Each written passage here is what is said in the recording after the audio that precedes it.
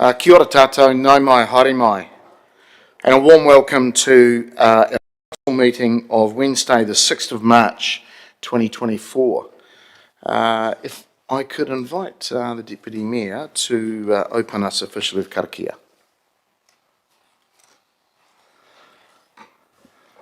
Tēnā koe, your worship, o te rā, tēnā koutou, I hui hui mai nei I tēnei ata. Greetings to everyone.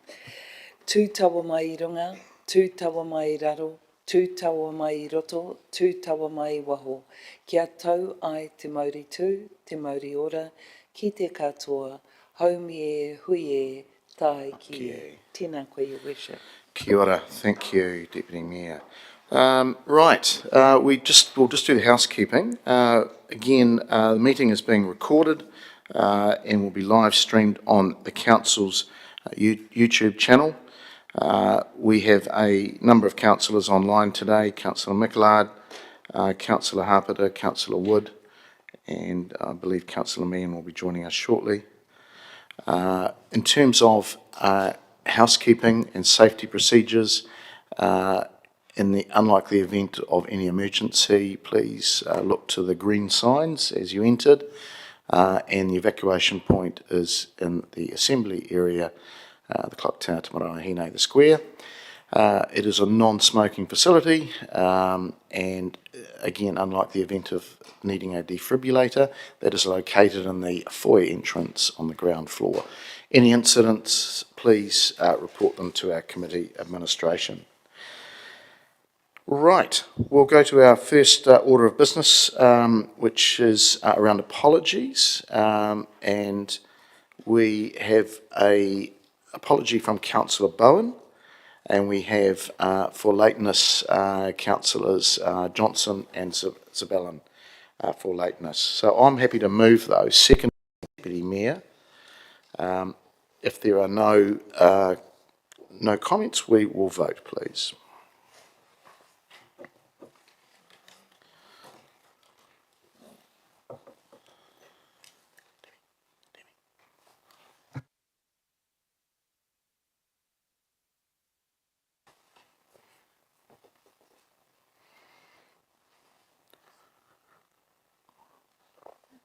That is passed, 11 votes for, none against. Thank you.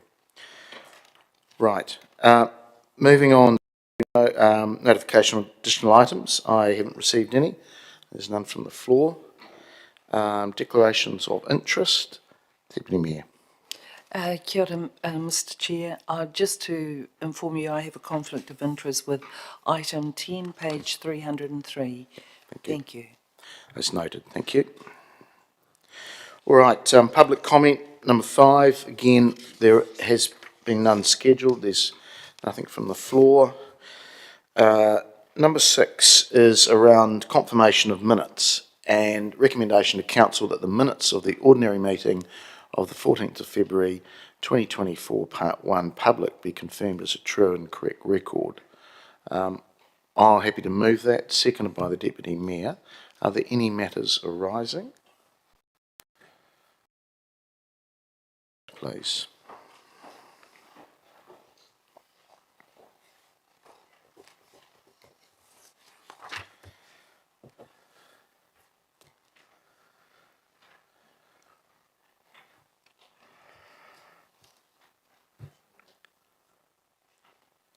And that is passed, 11 votes for and none against. They're not, sorry, coming through.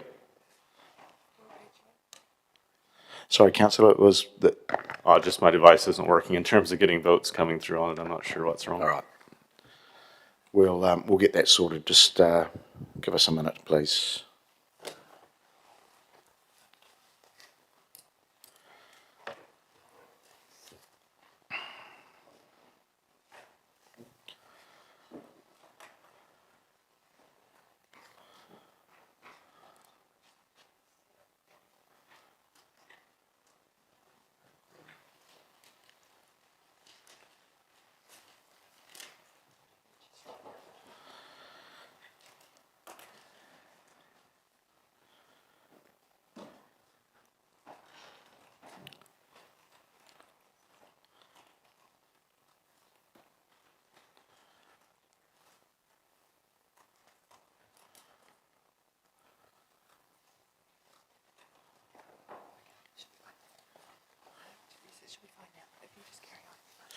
Okay, we believe we've got the tech sorted.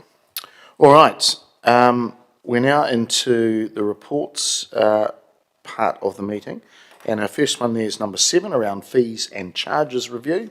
And I invite Cam and Steve to the table just around our report and presentation. Steve.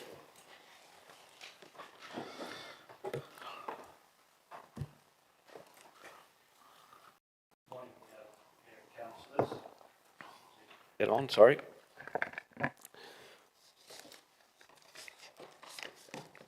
As you know, the review of the fees and charges is an annual process we go through to just check in on a number of things. One is looking really hard at what revenue assumptions have been made.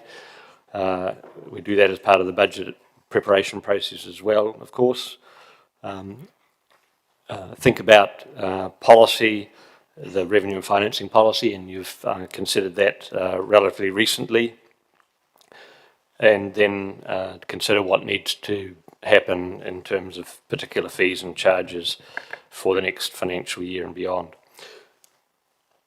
There's, as you've seen from the report, a whole raft of different activities that we're addressing, and it's not necessarily a one-size-fits-all, if you like, in terms of the approach that's necessary for each one of them. As you know, some of them are as a result of either legislative or bylaw requirements, and the process that needs to be followed is outlined in the legislation or the bylaw that's related to that activity. And so as a consequence, there are varying levels of public engagement or consultation that are required, from a public consultative type process in the case of the trade waste to a full public consultation in terms of planning and miscellaneous fees, and the rest of the fees and charges are ones that the council can resolve to approve here today. Some of them then require a public notification of some sort. And so in the various resolutions, you'll see where the particular steps that need to be followed are outlined. It does mean that in some cases there are things like the animal management or dog control and registration type activities where the registration starts relatively early on and materials brought together during May and June for that process. So we need to publicly provide the details of what those fees and charges are in early June at the latest. The public consultative process for a couple of them will take at least a month, and so then there needs to be time for that process to work through so that we can report back to you following that process, and you can determine what the outcome is from there. The level of movement that is suggested for the particular fees and charges varies from activity to activity, although you'll see in the report that in some cases we've suggested a common percentage increase, and in determining what that percentage increase should be, we have looked at what drivers there are, if you like, for those activities, what are the main drivers. And you'll be aware from looking at the types of activities that are involved that most of these are ones that have a heavy sort of personnel component, if you like, to them. They're not ones that have sort of an infrastructure component to them, and so the things like the increases in the interest rates and debt repayment and the like don't really apply to them, and renewals don't in the main apply to them either. So those big components of the rates increase that we've got coming up ahead of us don't necessarily apply to some of those activities. If you're looking at things like planning or building or environmental health or animal management, most of those don't have any significant infrastructure type component to the cost. So you'll see we suggested a figure of 7%, which approximates the sort of level of increase in costs that those types of activities are wearing into the future. And so that's the reason why we've proposed that level of increase. There are some types of activities where legislatively we're required to set a fee at a level that's reasonable to cover the costs that have been incurred for that particular activity.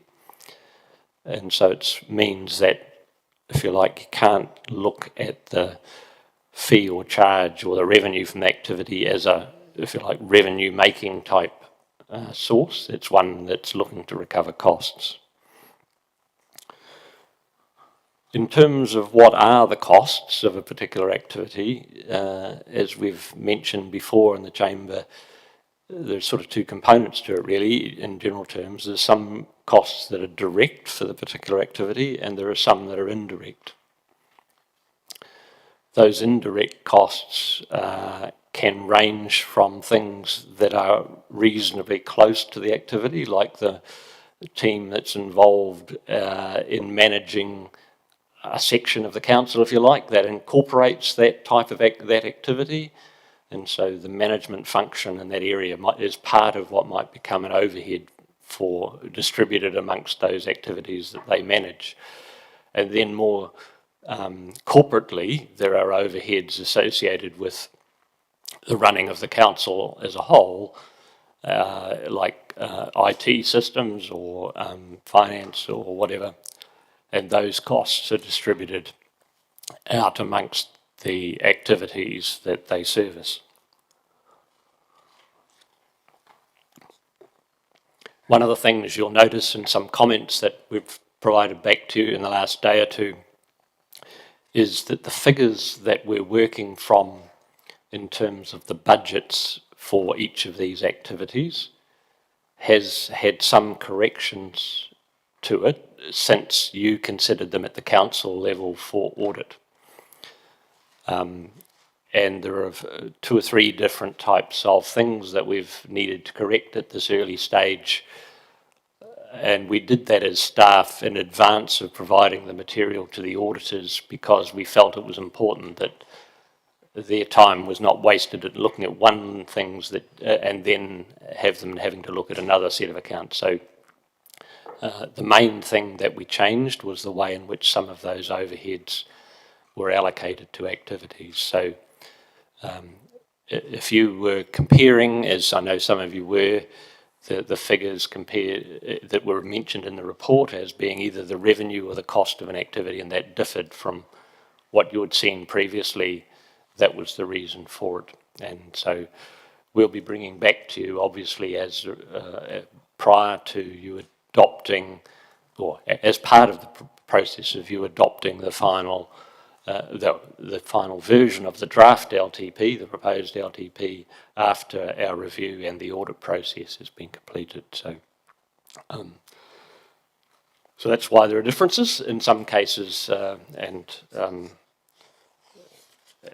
I guess what I'm saying is that in the report itself, those are the figures that you should be referring to, as opposed to ones that were in any financial statements that you will have seen previously.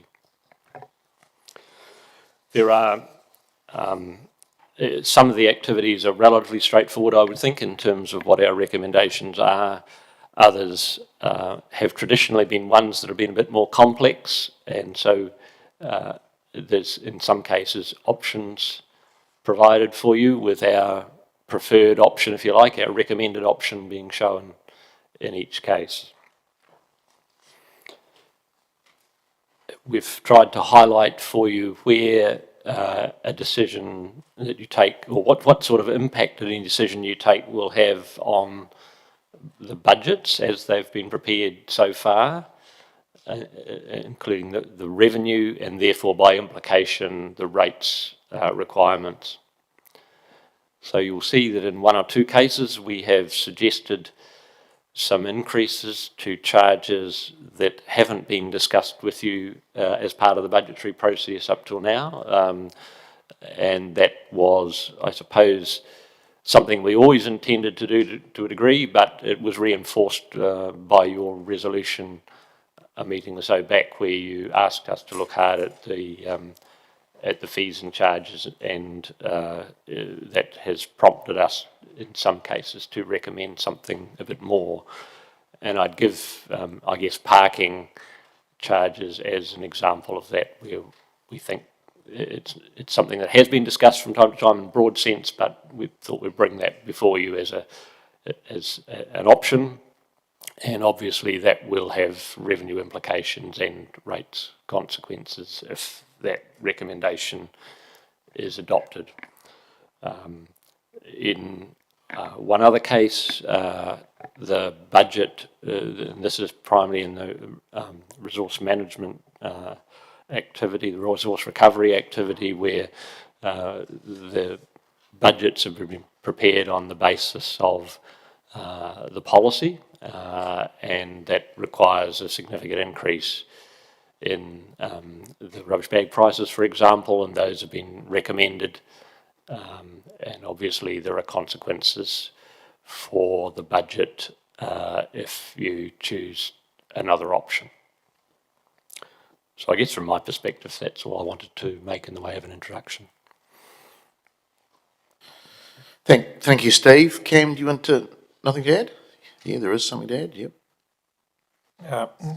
No, nothing in particular, but what I will say, there's just one thing I would like to highlight is, as part of this exercise, we have been looking across at other councils as well, just to see where our fees might sit comparatively speaking. It's challenging to do so because different councils use different terminologies and fee structure, but there is certain things that you can look at and get a comparison. And what I would say is that our fees that we're setting here would be across what I've seen at the higher end across the council base. So I know one of the comments that has come up is how do we compare? We are at the higher end when it comes to fees and charges. Okay, thank you, gentlemen. Couple of online, so I'll go to Councillor Harpiter first.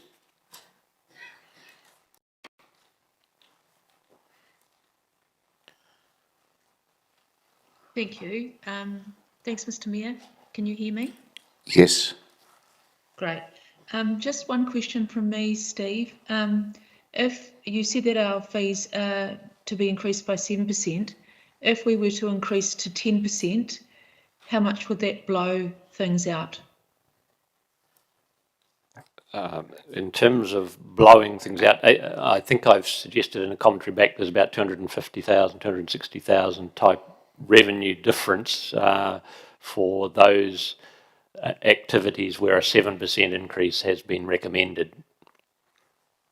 So in terms of cost of living, that's quite a big increase. So that would, a 10% would make it quite a big increase for cost of living for people that are trying to make it affordable.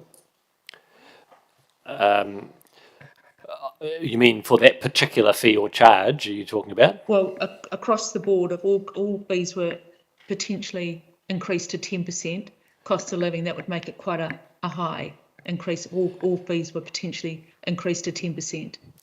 Well, I guess you'd need to look at each one and just make a conclusion about that. I'm not sure that I can comment much more.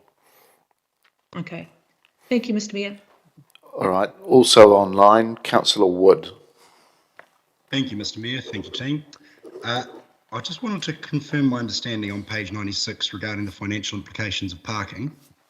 So my understanding of what you've said is that if we continue on with the budget assumptions, so primarily if we increase the price of a rubbish bag up to the maximum cost, then this $450,000 would directly reduce the rates requirement. So it'd be effectively a 0.36 reduction on the rates. Is that correct?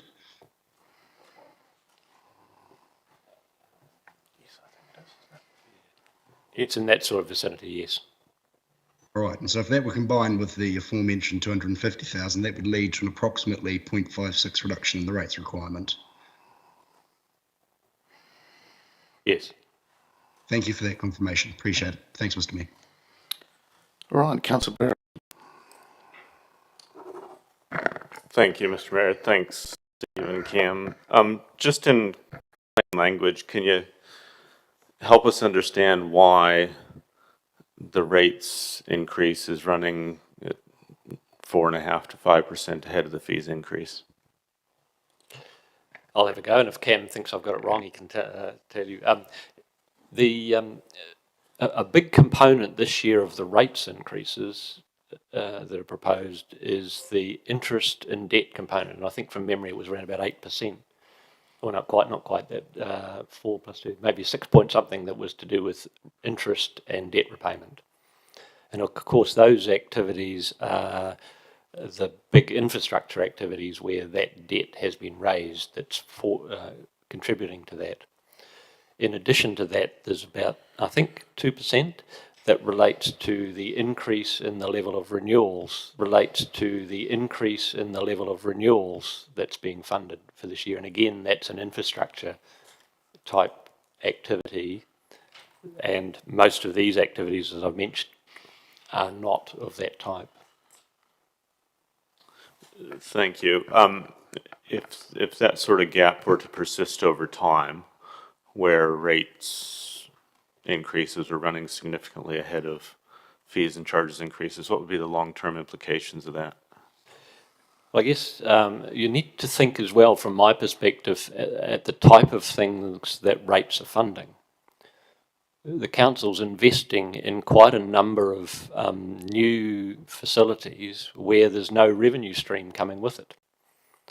And so for as long as the council's investing in assets that are not ones that are 100%, if you like, rates funded, the higher and higher proportion of the council's revenue is to be from rates, unless we, find some other stream of income completely different from what we're currently doing. But in broad terms, the fees and charges are for a relatively limited number of the council's activities, and in most cases they're not the very biggest of the activities that the council's involved in. Or where they are big activities, there's only a relatively small proportion that we're looking to recover from fees and charges, and I'd give sports fields as a component of the parks and recreation activities. Thanks. I guess that's kind of my question, is how would that proportion change over time if one side of the balance runs way ahead of the other side? Perhaps if I can jump in. I think what you will see with the investment more in those activities that are predominantly funded from rates is that you'll see, in terms of total revenue, a bigger and bigger slice of funding being rates compared to the other sources of funding. That is, unless there is a new revenue source that presents itself at some point in time that can offset the rates. And could that new revenue source be simply recognizing that we want to see parity between those two categories of funding, or would it have to be a totally independent new pot of money somewhere? I think you do have the decision parameters that you do have is determining through the revenue and financing policy the public and private good aspects. So that's your first decision point if you wanted to make a structural change to fees and charges. The next part of it is where in the band, because typically they're a band, where in the band would you like to sit? And I think at the moment a number of the fees are sitting, correct me if I'm wrong, somewhere in the midpoint. You could look to move towards the upper limit of that, but you have to also then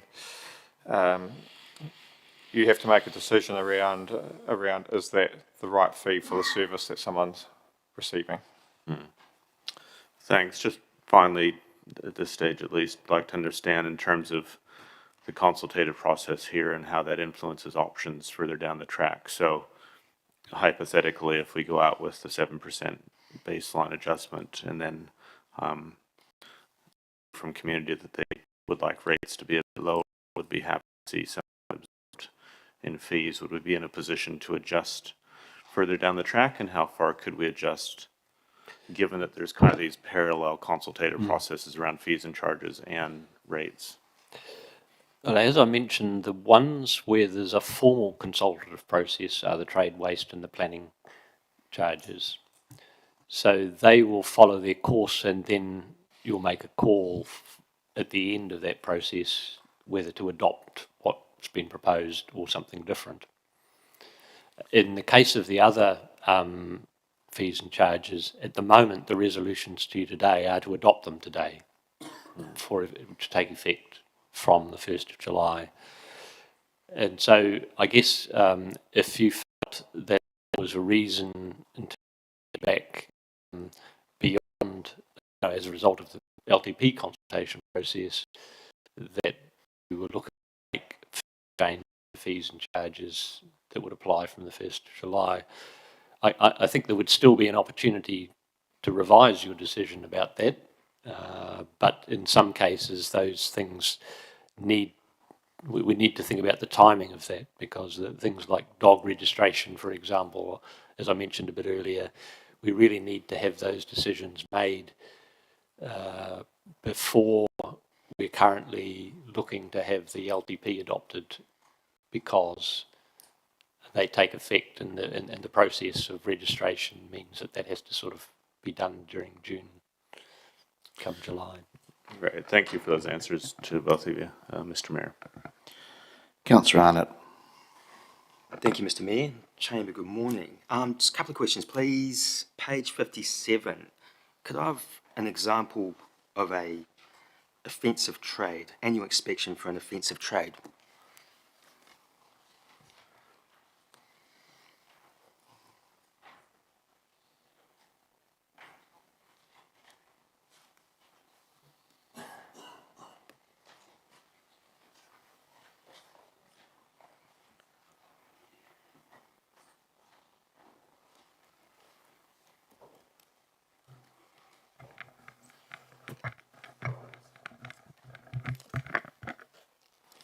Mr. Mayor, thank you. And in response to the question, an example of an offensive trade is the likes of active tank cleaning, so it's the grease cleaning for food premises. Okay, thank you. Thank you. Other question, talked about looking at fees around us. Have you looked at animal control fees and charges of those around us? Because we're considerably higher. Through Mr. Mayor, yes, I have had a look at animal control fees from a number of different councils. Again, looking at some of our neighbours, particularly most closest to us, we are at the high end of the stick, if not the highest. There are some metros potentially that are at that high end, along with where we're proposing to go, but I would still say we're pretty near the top of that. Oh yeah, that range has been my assessment of what I've looked at. I haven't looked at every single council. There's a lot to look through, and some of them have some differing structures of how they structure the fee. So one example had a much higher general fee, but a much lower preferred owner fee. So it's about the certainty of revenue that the council will receive for the activity that's important. okay, thank you. Thank you. Councillor Naylor. Thank you. I've got a few questions here, and thank you for the answers that have already been provided. There was one question in there that wasn't answered, and that was, what is the revenue assumed for year one from fees and charges as compared to, or what is our current revenue from fees and charges, and how does that compare to year one? Yes, unfortunately, I wasn't able to answer that question yesterday, and I'm still not able to answer it entirely this morning, because it's a matter of what we call fees and charges and how we then, I suppose, analyse that in our systems. At the moment, we've got several different types of descriptions of things that are part of the revenue stream. And some of these things I've called in our system sales, some of them are called fees and charges, some of them are a range of things. And so we're looking to try to see if we can get a more common way of reflecting that. So at the moment I can't give you an answer as to what what you might think of as the fees and charges in this report in a way that's helpful. So in terms of the activities that are described in this report, the 12 through the recommendations and all of the ones that are described in Appendix 1, I would have thought that would have been, is that not the definition of, okay, perhaps I'll rephrase my question.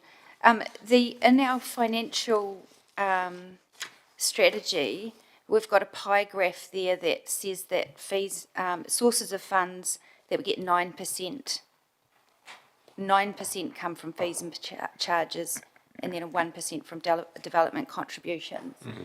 So, what I need to go back and just analyse is quite how those have what that pie chart's actually reflecting, because I haven't double checked that to see whether that's how consistent that is with what is shown in these schedules. I don't think that they're saying the same thing, to be honest. And so that's why I need to just satisfy myself that we'd be giving an answer that was meaningful. So 9% would be around 16 million. Is that a ballpark figure, or are we thinking that fees and charges are less or more than 16 million? Look, to be honest, I haven't got that figure in my head. I don't know. It could be as high as that, but it depends entirely how that chart's been brought together. I need to just double check okay. That. And probably, if I could, just to articulate where some of the challenges in doing that comparison is, and look, we're working on that. It's where we have things that are charged, say at a commercial rate or something like that, where there are some commercial charges and that sort of thing, which have been decided upon that aren't in this specific remit of fees and charges. So things like the housing rentals, which are 25% of the market, which isn't part of the fees and charges discussion, but they sit in that broader revenue piece, and we just got to make sure we've got to compare apples with apples. That's what we're trying to just. Yep. More, I guess my question relates to what the assumptions are in our LTP figures and how that's changed from what our current revenue from fees and charges are compared to what's been included in our financials. But I'm happy to perhaps put that aside, and I recognise it's not an easy question to answer given. Yeah. So just moving on, the fees and charges was identified late last year or through our LTP workshops as one of the levers that we could pull to address affordability of rates. And there was a resolution passed a few weeks back in the chamber to identify that we wanted that to be looked at. I recognise that was probably only 3 weeks ago. Is this paper a response to that, or is this paper just what had already been assumed? This paper is not a direct response to that at all, no. But I guess I've mentioned in the paper that there are a couple of things that have come out a little bit sooner than they might have as a result of that particular request, and that one of them is parking, I mentioned a little bit earlier, and the other is a couple of suggestions in the resource recovery area. Yeah, okay. So would we be expecting to get further information back to give effect to that resolution that will propose other additional charges, and when might that be? I would say not within the timeframes of the adoption of the LTP, because there aren't any other, there are no other obvious areas of immediate sort of revenue streams for fees and charges that will have any material impact on your budgets at this point. The question's a much longer term one, really, in terms of trying to look at other types of revenue streams. Would the percentage increase on the proposed fees and charges, though, be one of the mechanisms mechanisms to actually address that resolution? Oh, well, obviously, yes, it would to a degree, yes. Within the constructs of looking at the particular fee and charge and see what, in fact, that is attempting to represent and the costs that are associated with that activity. So, yeah. So we can't, for example, just apply a much bigger percentage increase to a fee and charge that's looking to, under the legislation, just cover costs. If it is already doing that in terms of...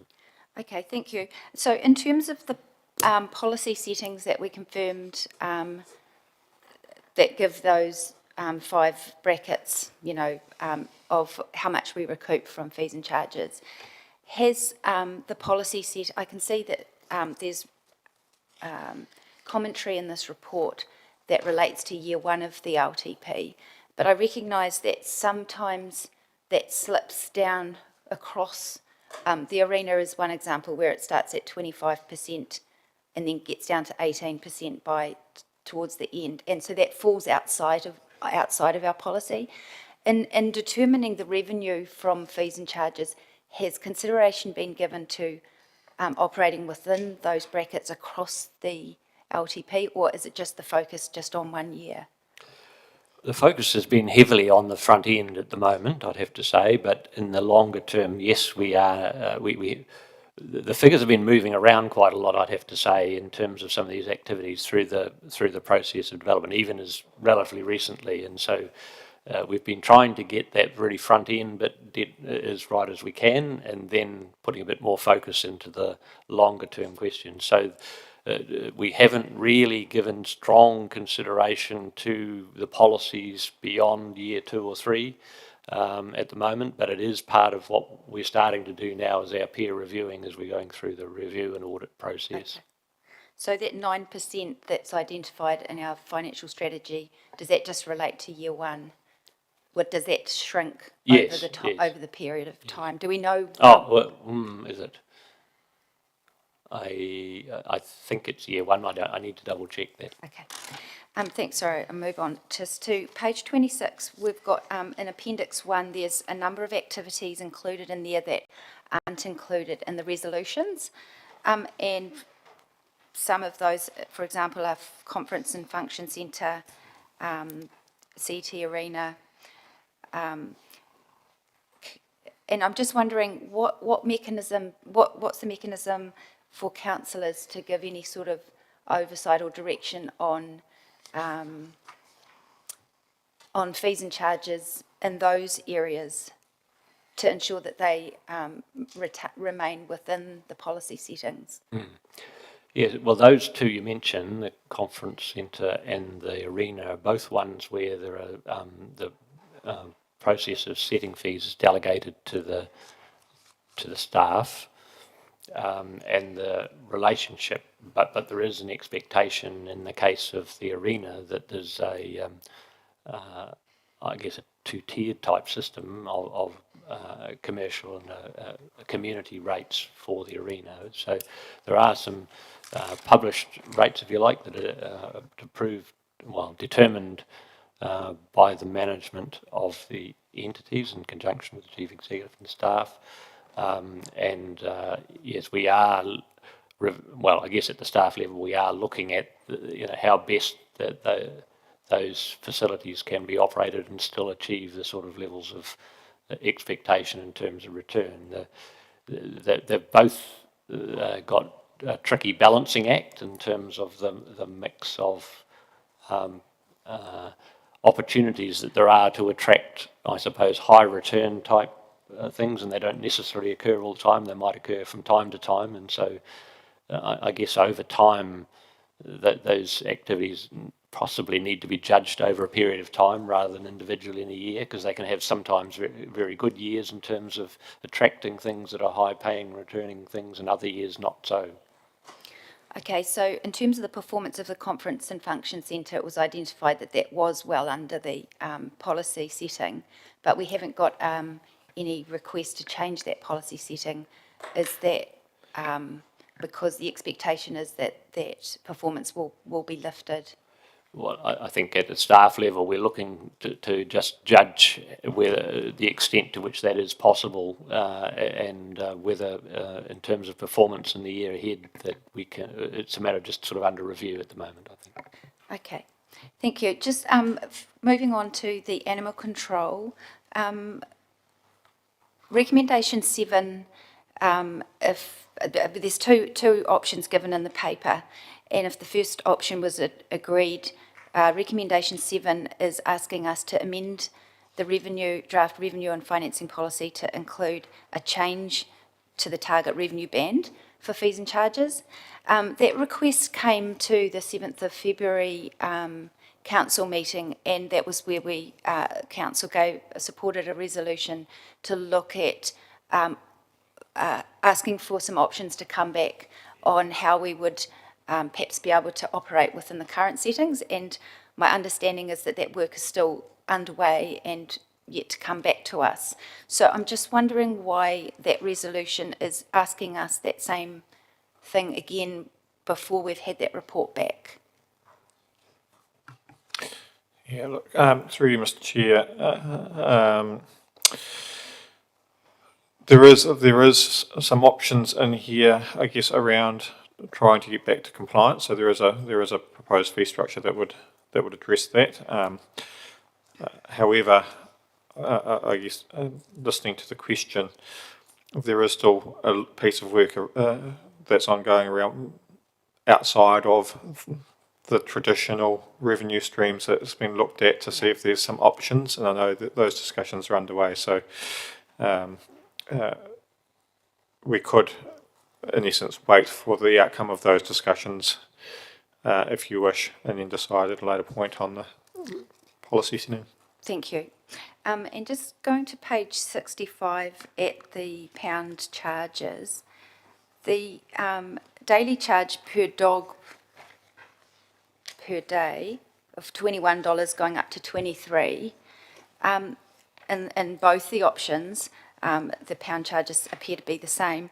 How does that compare to the cost of a private kennel having a dog for a night?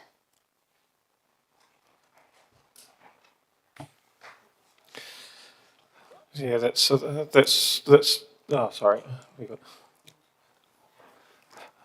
We may have an answer. I could only speak to my own dog. Morning, councillors. Ross McDermott, Team Leader, Animal Management. Sorry, awkward heights. I haven't looked directly at that. Over previous years, we have been fairly close to what private businesses are charging for keeping a dog per day. In terms of covering our costs, that fee is doing that. Yeah, when you say covering costs, we're not talking about the animal shelter costs then? No, the housing of the animals. Councillor, I think he's talking about the operational costs. Okay. So, feeding and cleaning, effectively. Okay, thank you. So, okay, I'll leave that one there. Just moving on to the public health environment, health fees and charges, page 55. The policy, seeks to get most of the money from people who use those services, but the policy setting appears really low. I think it's at that 20 to 39% for fees and charges, and the majority of the costs falling on the general ratepayer. So the information in here says that the proposed charges actually does put it up into, I think, 41% into that bracket. Would it be appropriate for us could we review that policy setting and put it in that middle 40 to 59% bracket if we felt that was a more appropriate setting for that activity? Could we do that now? Obviously, the setting is at the will of the council at any time in terms of that policy. Well, not at any time. I mean, they're going through the process of adjusting that, amending that policy, and that's will be out for public review. My suggestion to you was, I think in some notes back that it's just right on the borderline of that setting at the moment in terms of what the budget's saying, and until we see that there's a bit of change going on in that activity at the moment, and so my feeling is that over the next year or so we'll get a better handle on what the longer term costs are likely to be, and so perhaps just to leave the policy as it is at the moment might be appropriate. So is it the policy that drives the setting of fees, or is it the fees that drive the policy setting? Well, I'm thinking about what the costs might be more particularly, and then that's where there may be variability more so than in the fees, and so the relationship between the fees and what the costs are is the thing where I think there's perhaps some room for just following through what we need to do in that activity going forward. Okay, thank you. And just final question, you talked about the figures that have been corrected for auditing purposes. We obviously haven't seen those yet. The corrections that have been made, you talked about the one for planning services that's been put up from 1.1 million to 1.33, and that's the revenue side of it. So I was just trying to understand the changes that you mentioned were the overheads allocated. So I would have thought that would have adjusted the expenses side. Just wondering what the rationale for increasing the revenue side from the 1.1 to the 1.3 million are. In terms of the revenue side, my understanding is that when we've been going through this fees and charges review, we've reviewed also just our level of view around demand and things for service, and it was felt perhaps that we were being a bit conservative in that particular area. I mean, you did ask us to ensure that we were looking at this area hard, and that's an area where we thought, well, actually, we could recover the actual cost of the activity. That's great. Just so sorry, follow on from that. The adjustments that have been made then, if they affect revenue side as well, is there any difference in the rates requirement that has resulted from those changes? Not at this stage. So in terms of the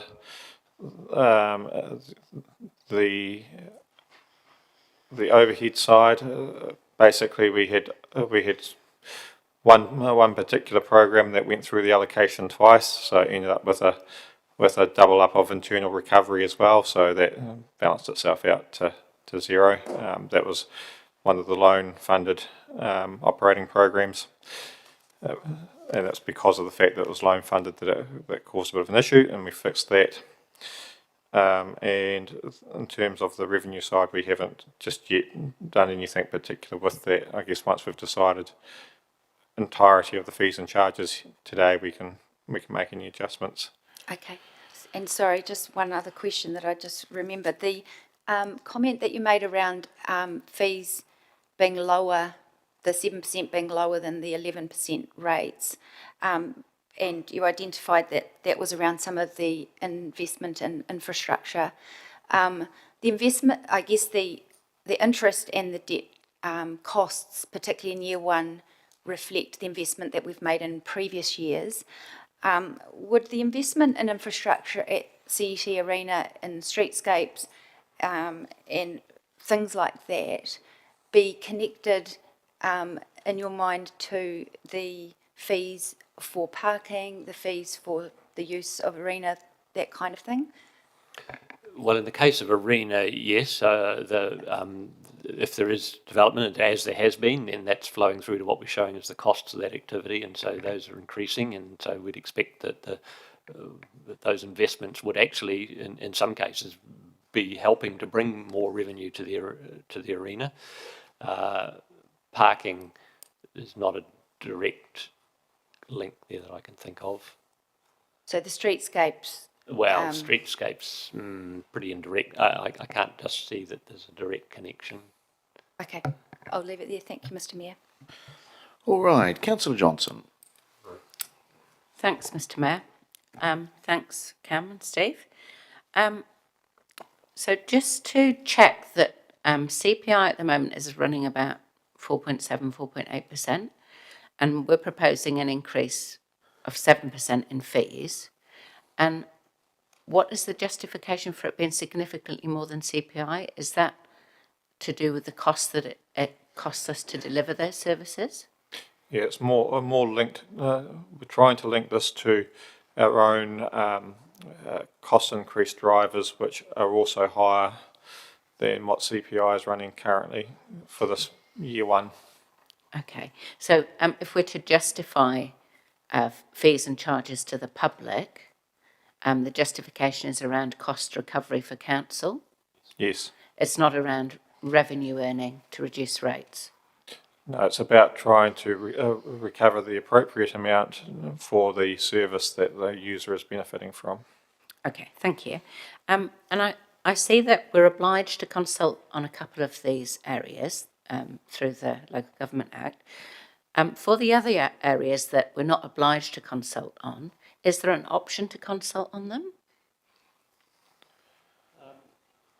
I guess there's always an option to consult, but it's a matter of materiality and what we're going to gain from doing that, I guess, and the timing of when we need to have these fees and charges in place if we're going to make changes. And so whether that process is practical or not, and just quite what questions we'd be asking surrounding that whole process of change. Because I guess in most of the cases, what we're seeking to apply is just a cost recovery type increase. There's the odd exception to that, but for things like parking, I suppose, we have a significance and engagement policy, obviously, that is relevant in some cases about just when it's appropriate to engage. And it's a matter of making a call. I was just thinking for areas where staff have proposed a significant increase, so thinking particularly of rubbish bags, parking and animal control, are you saying that there isn't time to consult given the need to change these fees from 1st of July? I think if you recall in the consultation document, we did have a section in there around some of the levers to consider against the rates increase. One of them was fees and charges. I think we could certainly put some reference in there to say these specific areas are ones that we're making a perhaps larger change than the others, and to encourage them to encourage people to go and provide any feedback they might have on those. We could do that, yes.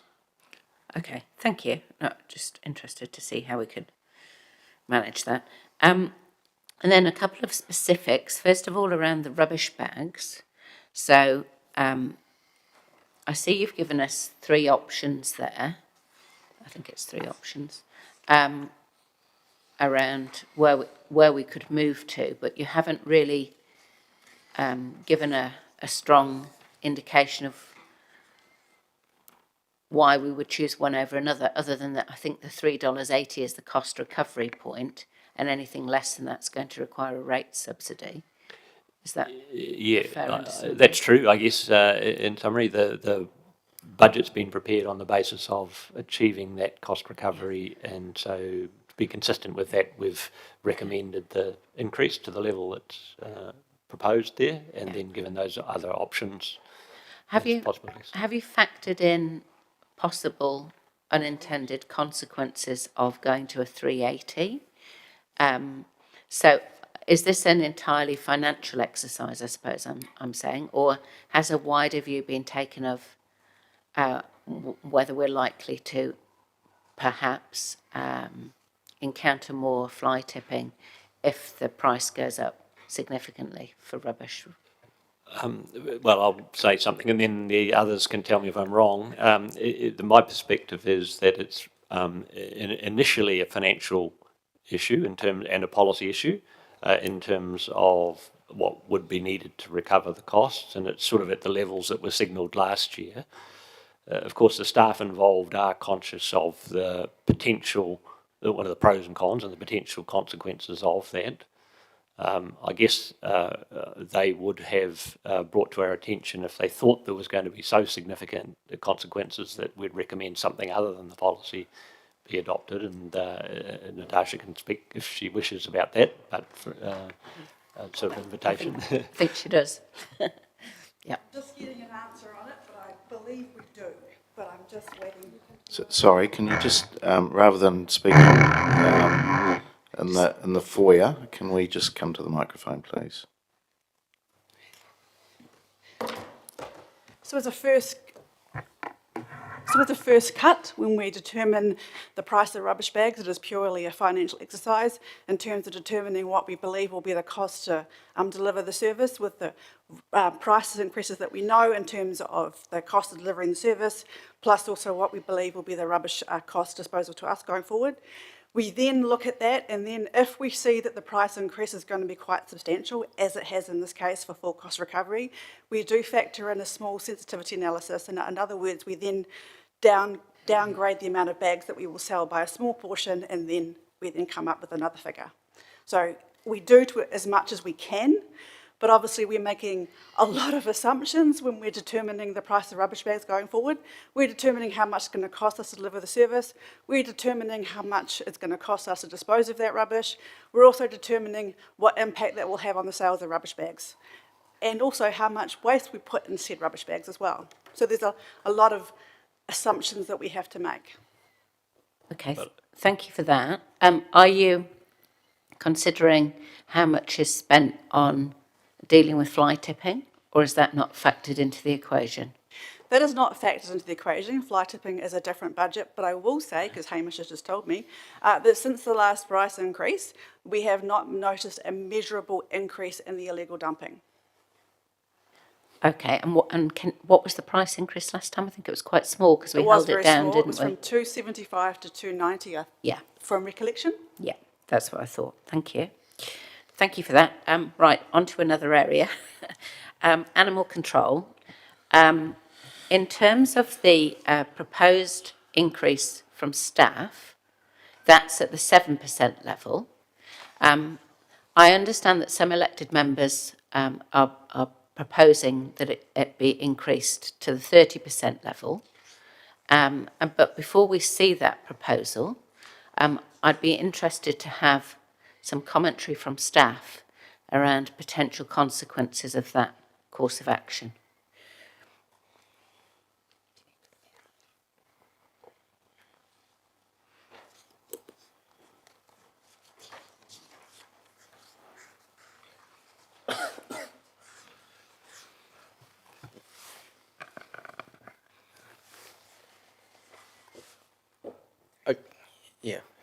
Yeah, through the chair. I guess in considering the registration costs, as that'd be the point of most revenue and cost covering, I think we would see a rapid decline in people being able to afford to register dogs, and therefore we'd need to look at where revenue's coming from to then fund the operational side of animal management. So it could actually result in a reduction in revenue because fewer people would either keep dogs or register their dogs? Yes, I believe so. Okay, thank you. Those are my questions. Thanks, Mr. Mayor. Councillor Finlay. Thank you, Mr. Mayor. I wouldn't go away if it was you. Carrying on from where Councillor Johnston was speaking, just reading your on page 59, your introduction to the management fees, I see that 80 to 100% of the costs of animal management comes from those owners that basically register their dogs. Is that correct? That's the policy setting. Yep. Okay. But we're not achieving it at the moment, and that's what the debate is about. My question is, what percentage of revenue do we get from unregistered dogs? Mainly fines.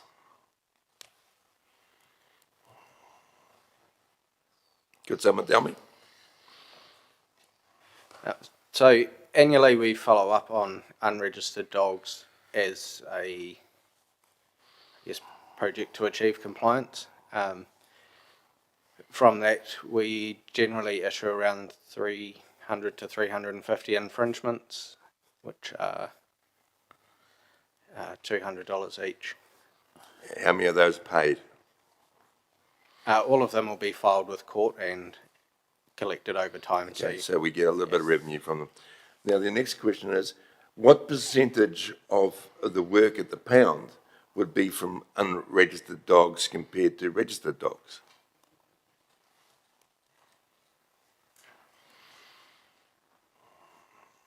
Yeah, I don't have that on me right now, but we can get that for you. Or could you give me a guesstimate at this stage?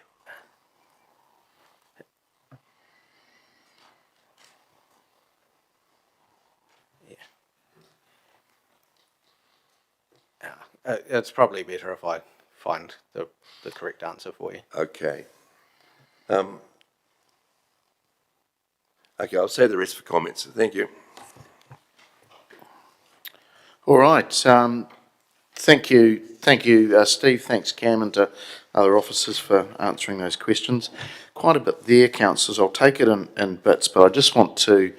I'm looking to move 1, 2, 3, 4, 5.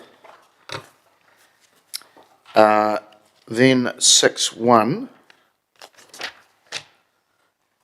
7. We won't need 8 if this succeeds. 9 and 10. I understand there's another recommendation around resource recovery. I think it's 11.1. 11.1 and the first option there. And then 11.2, 3, 4, and then 12 through to 18. My seconder just walked out of the room.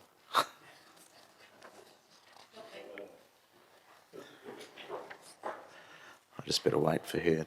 Sorry? Yeah. Okay, we've got a seconder, so that's good. We can have a discussion now. All right, so councillors, I'm happy to perhaps take some of those separately if you want to have a separate discussion about them, but we've had lots of questions, so I'm hoping that we can get through some of this relatively quickly.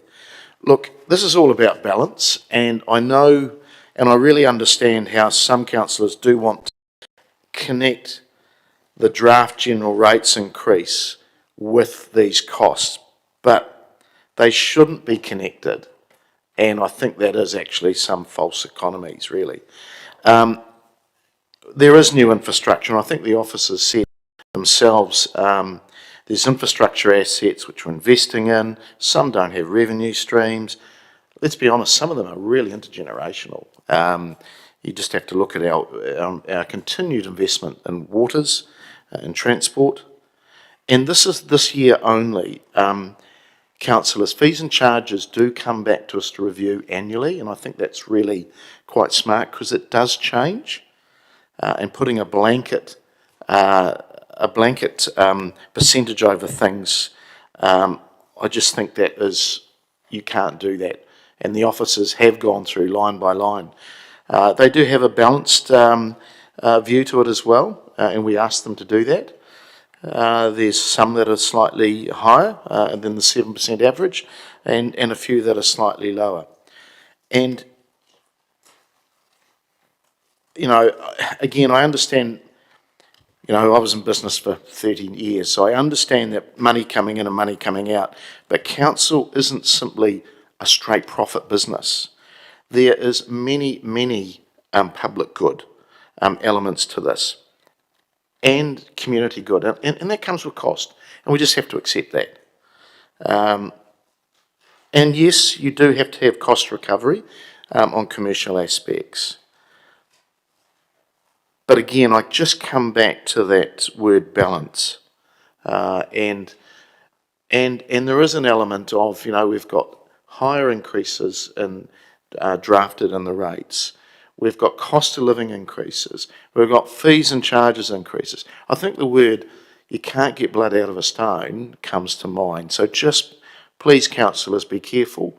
We're at the upper end as well, which has already been, that advice has come to us. So I do understand why some councillors do want to try and peg everything to our general increase. But again, I just come back to that word balance.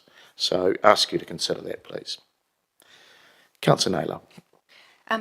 Mr Mayor, just a process question, because there was an alternative recommendation that would affect many of these recommendations that we were hopeful to test prior to, because can I ask? If it doesn't, if No, these don't succeed, it comes up. Can I finish? The alternate would be to move an amendment for each recommendation, which would be quite time consuming. I'm just wondering, Yes, the room, councillor. for you'd prefer to have an amendment for each If each that's one. if that's what it takes, councillor, we'll do that. Okay, just asking for We'll take each, them each we can take them recommendation to separately. be taken separately, and indicating that there will be an amendment to test for a higher increase. If you've got a seconder, do you have a seconder? There is a seconder, councillor Barrett. Okay, we'll go through that process. Thank you, councillors. All right, we'll go through number 1 then. The council receive the report titled Fees and Charges Review, presented to note the current fees and charges. Is there an alternate to that? Okay, what is the alternate?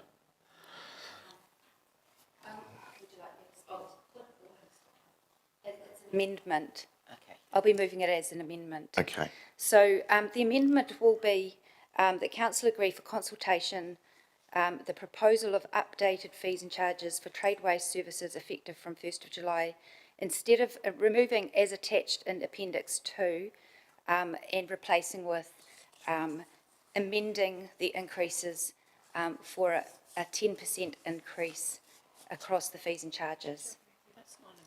Sorry, councillor, are you talking to number 1 or number 2? Sorry, recommendation 2. I guess. Okay, well, if you could sit down and we'll go through 1 first. Okay. Right, okay. So we've got number 1. I've already spoken to it. Is there anybody else that wishes to speak to number 1? Councillor Johnson. Thanks, Mr Mayor. And I want to echo some of your comments, which, interestingly enough, were things I had noted myself to say, around an overall view of how we're approaching this exercise. So I have got specific comments about specific areas, which I'll save if we're going through it line by line.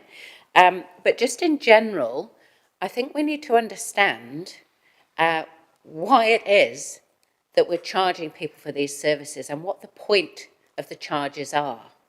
This is not a revenue gathering exercise for council to enable us to reduce the rates.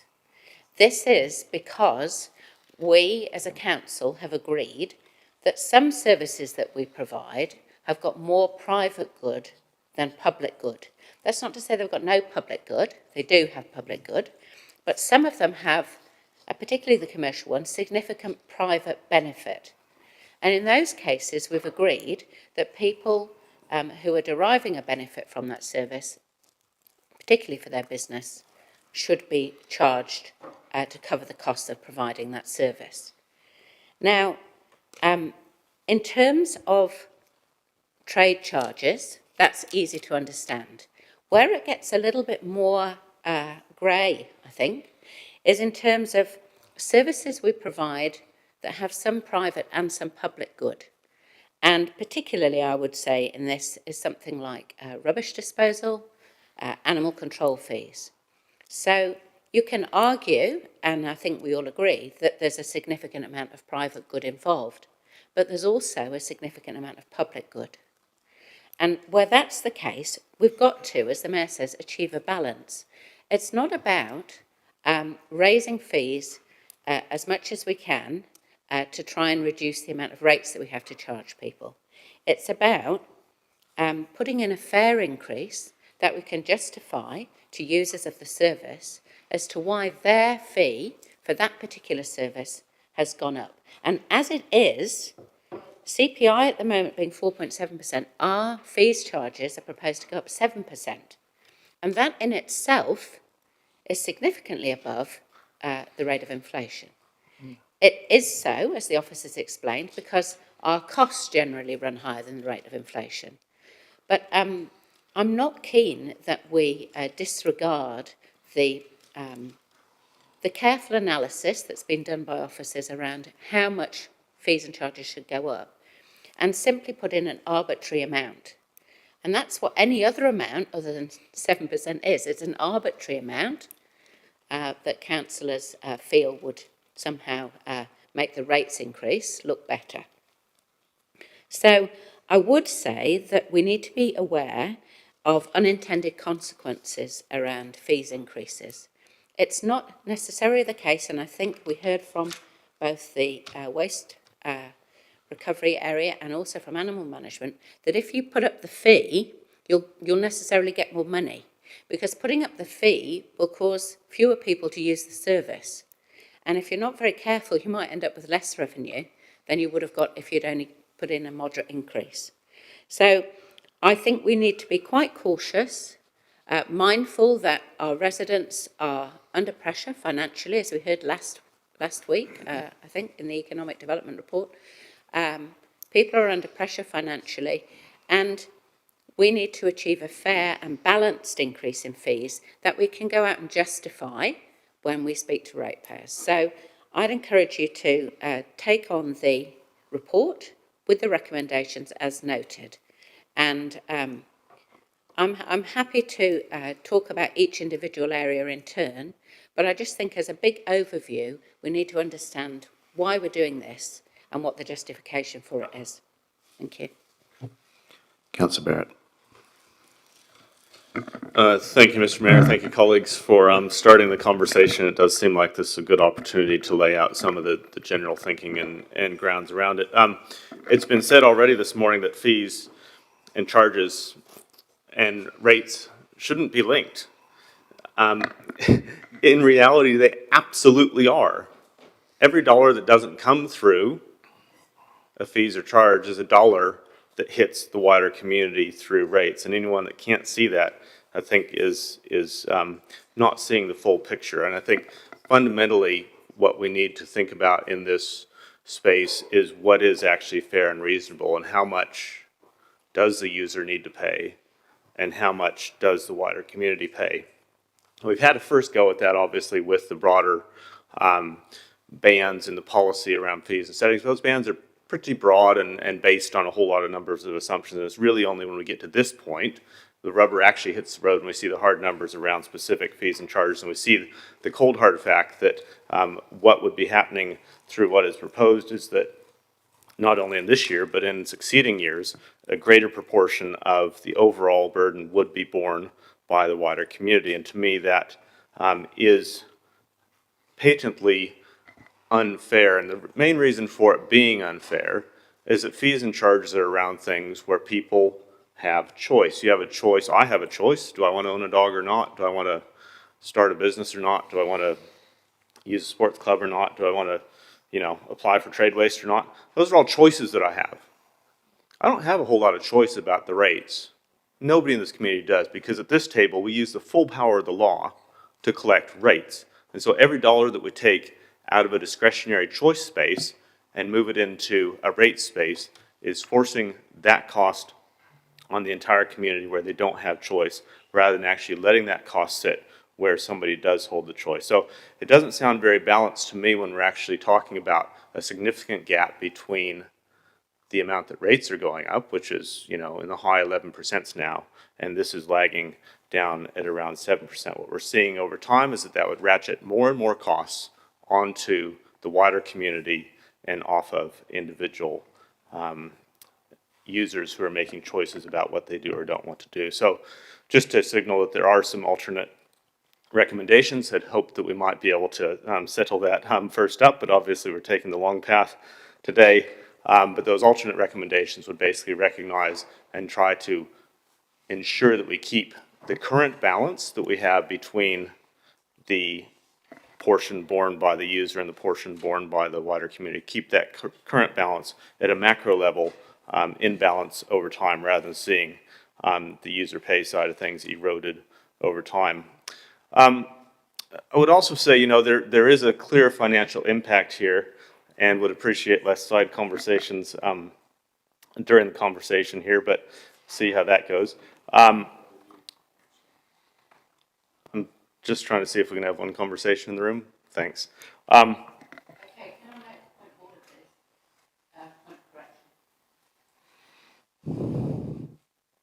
Councillor.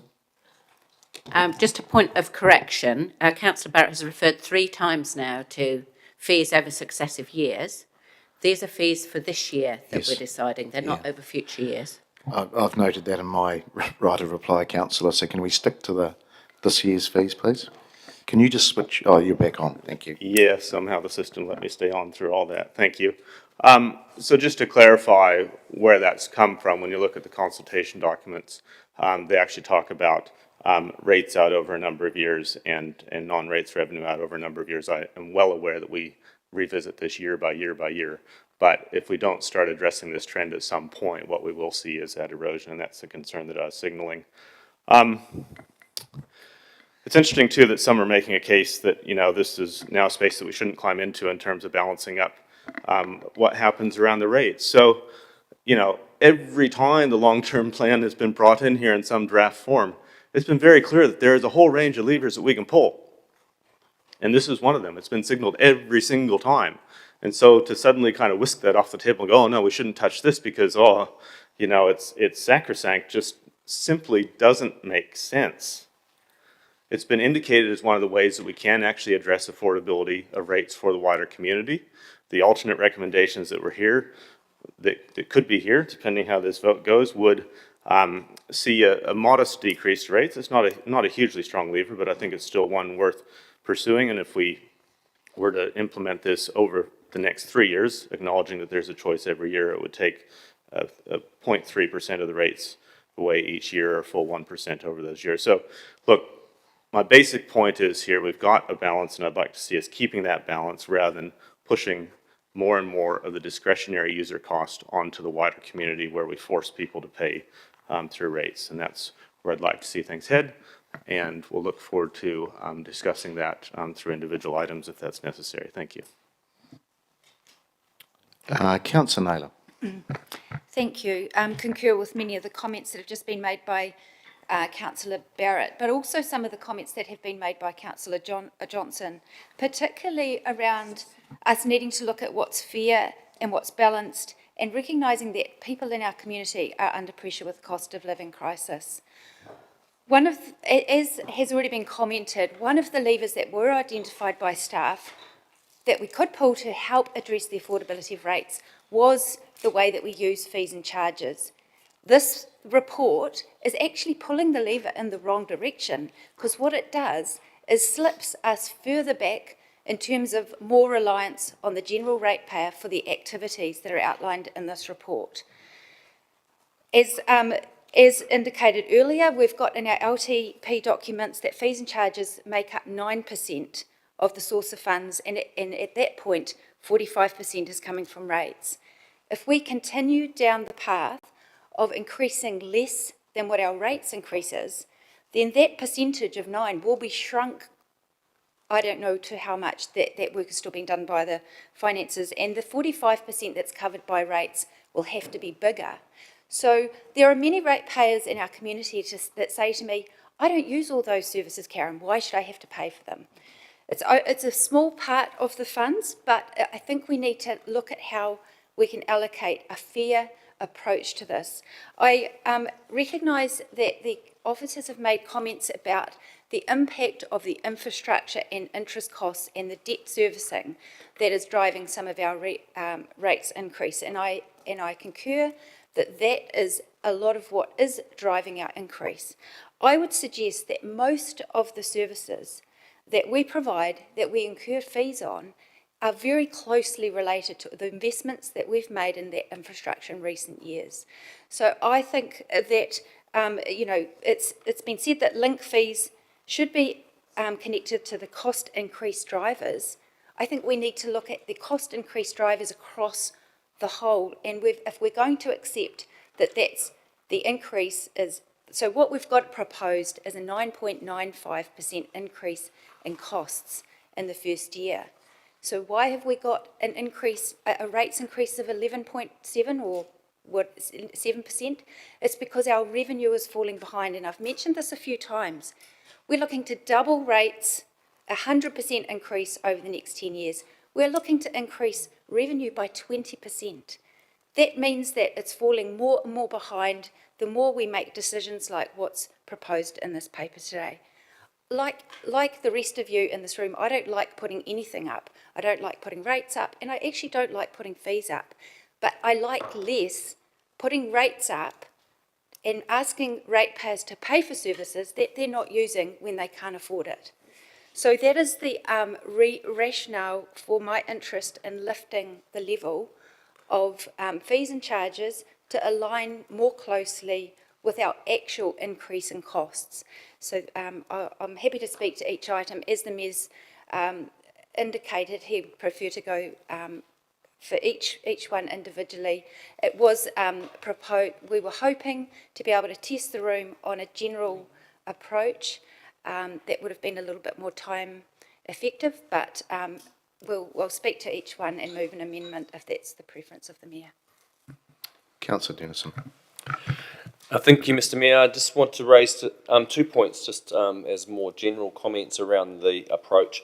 One, I actually do concur with what Councillor Barrett was outlining around the balance shift into the user pay ratio bands moving and not keeping up with pace with the keeping within those policy settings. And so that there is a fundamental for me, and that the fact that we aren't keeping up with the rate of inflation or even any parallel to the rate setting for this next proposed year, I just find that a little bit hard to sit with. So I am open to lifting up those proposed fees and charges higher than what's been proposed in this report and what's been proposed and moved and seconded before us. The second point I wanted to add is that I'm not prepared to speak to every issue. I'd want to be quite efficient in this decision making, and so my blanket view would be generally across the board, I'm comfortable lifting those fees and charges higher for user pay contributions and not have it landed on the ratepayer, because what Councillor Barrett outlined is that people in user pay settings do have a choice, and I think that's a fundamental reality that I actually concur with, and don't want it landing on the ratepayers that don't have that choice. So on that basic principle, I'll be supporting the increases as they come through, but will refrain from speaking due to time and efficiency. Thank you, Mr. Mayor. All right.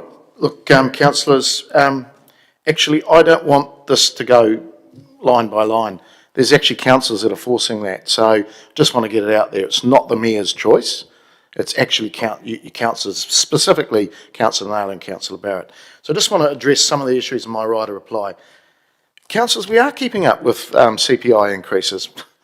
How can you not say that? It's 7%. And I have to disagree with some of the comments that, you know, these got to be linked, this has absolutely got to be linked fiscally to the rates increase. Absolutely doesn't. This is a fee and charge for a service. It's not a feel-good to make you all, a couple of you feel good about the rates increase. I just can't understand how you can connect the two. And actually, there isn't a lot of choice, councillors. Name me another trade waste organisation you can go and get your trade waste licence for. Name me another planning body that you can go and get. There isn't a lot of choice. Name me another licensing body. You can't. We are the only source of that. So the choice aspect, I'm sorry, that doesn't wash either. The other one, and let's be honest, this is, some of you are trying to link this into multi-year increases as your argument. This is a yearly review. It's year one. And Councillor Barrett, it is only 1 year. I accept that there's been commentary about multiple increases over years, but you go to any business and say, I want the 2020 fee or the 2016 fee. It doesn't happen, and it shouldn't happen in this environment either. Again, I just come back to balance. If you want to go through this line by line, read the room, it's not going to turn the rates dial much at all. It'll make a couple of councillors feel good, but seriously, we'll be ignoring the advice of multiple officers who are sitting in the chamber now with their different unit hats on. And I repeat, councillors, you can't get blood out of a stone. It's the same people paying.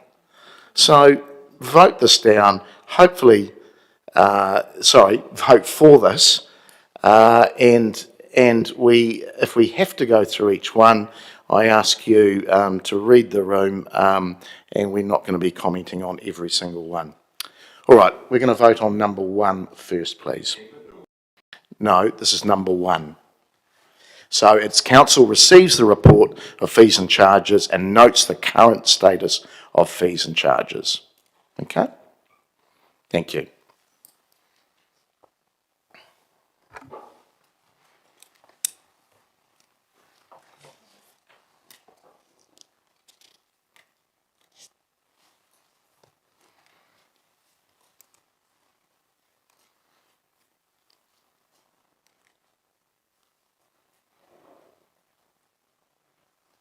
And that is passed, 15 votes for and none against. All right, we're going to move to number 2. And this is agreeing for consultation the proposal of trade waste of updated fees and charges for trade waste services effective from 1 July 2024 as attached in Appendix 2, and authorise the Chief Executive undertake the necessary consultative process under Section 82 and 150 of the LGA 2002. Now, I understand there's an amendment to this.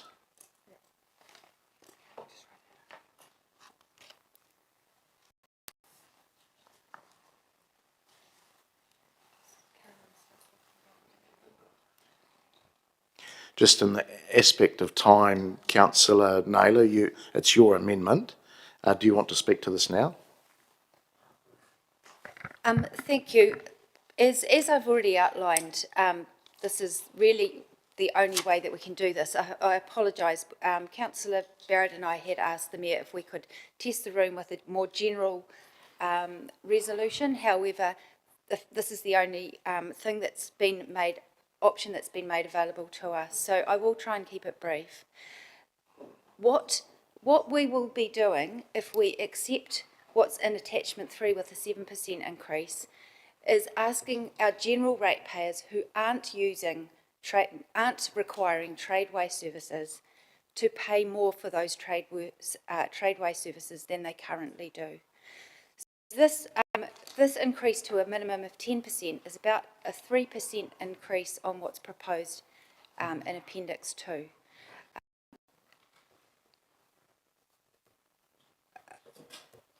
Sorry, someone's talking to me from the side. If it's a Okay, I'll do a point of order then. Point of order, Mr. Mayor. 10% when compared to 7% is not a 3% increase. Okay, back to you, Councillor. Okay, I'll try. So what I understand is proposing a 7% increase to the fees.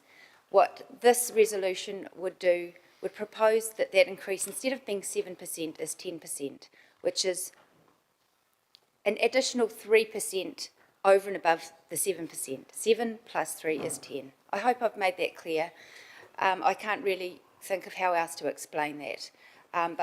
But what this is asking for is basically for us to lift our fees in alignment with the overall rates increase so that more of the burden isn't going onto our ratepayers who aren't using these services.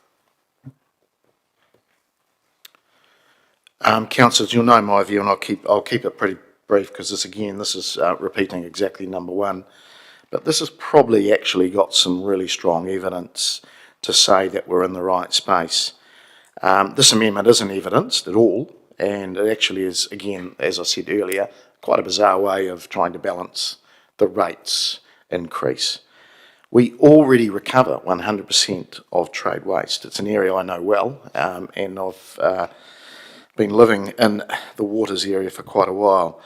And we'd have to be a little bit careful here. We'd effectively be overcharging for some of this. And I'm not sure if we'll be challenged on that. Possibly would. But councillors, vote this down. This is, again, silly. And to my earlier comments, it's balance that we're doing here. We've got to take the advice of officers. This is an area which, please don't go near this. It will be disastrous. Councillor Barrett. Thank you, Mr. Mayor. Colleagues, just to indicate, I do feel it's been healthy that we've had the substantive part of the discussion, I think, already in terms of where things sit broadly around what's fair and reasonable in terms of the balance between user pays and what's forced onto the wider community. So not planning to go through that argument in great depth every single time. The further point that I'd want to make around this specific one in seeking your support for the amendment is that fundamentally this is an area where we should be getting community views, and conveniently, trade waste is one of the ones where it is approving for consultation. And what I would suggest is that we might be wise as a council to include this in consultation at this level, because I have a feeling we will get some quite clear signals back from the wider community around their views around the overall long-term plan. And I think this would be very helpful to have clearly coming back to us in that mix of views. I would refute the suggestion that it's somehow a made-up number or et cetera, et cetera. It is a recognition that if we're going to move to a more fixed balance between user pays and the wider community, we would be wise to do that by way of transition. And so rather than going for the full 11.7% level pegging in year one, it is looking at a midpoint or near midpoint before we would move to a full level pegging in years 2 and 3, or at least in my preferred worldview, we would do that. So not a made up number, a reasonable number. And in fact, when you look at how we get at 7% or 8% or 9% or 10%, you see that there's a number of assumptions that are made to get us to those levels. So I don't think that the words like disaster are all that justified when we start talking about putting this out to the community. It's putting it out for consultation only, to listen to the community, and I don't see, yes, any disasters ahead, Mr. Mayor. Thank you, and would ask for your support. Councillor Johnson. Yeah, I mean, I'll try not to repeat the arguments I made for number one, but I do think we need to be clear here, not to mislead colleagues. The 7% that was recommended by officers is a cost recovery figure. Anything above that is revenue gathering. And so to present the argument for 10% as a means of reducing burden on ratepayers, I think is a false argument. Ratepayers are not paying for trade waste, even at 7%. It's a cost recovery figure. So all this is doing is making those people that need to pay the trade waste fees subsidise some of the rates. So I think we need to be clear about who's subsidising who here. And if we're talking about burdens, why should the burden for the increased rates increase be on trade waste users?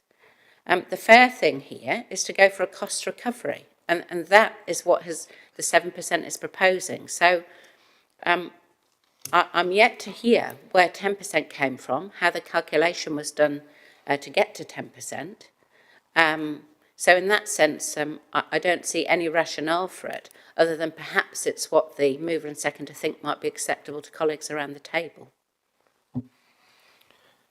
Councillor Zabellon.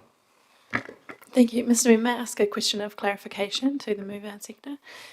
Thank you. I noticed that Appendix 2 is divided into a number of schedules, and some are fixed charges and some are volume dependent. So I noted that the commentary about the volume dependent charges propose an increase of 15%, whereas the administrative fixed charges are at 7%. So I'm just wondering whether your 10% in the wording there looks at each fee, but whether or not that is in fact for each fee or just for the ones that are at fixed charges.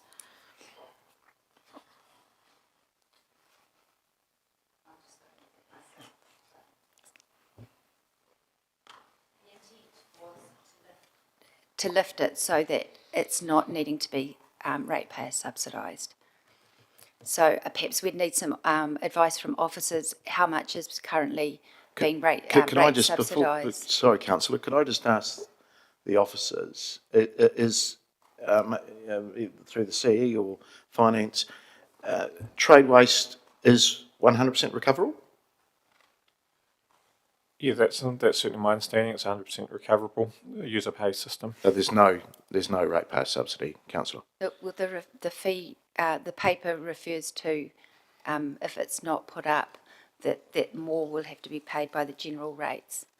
So, the public rates. Well, we've just got advice that it is 100% recoverable. Okay, councillor, do you want to write a reply? Okay, all right. We will. Councillor, you've already spoken. I was asked a question that I have to respond to. Sorry?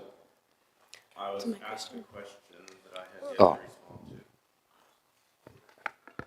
Thank you. Just in response to Councillor Isabellan's question, this has been developed a little bit more fluidly than we had hoped, given the process we're down.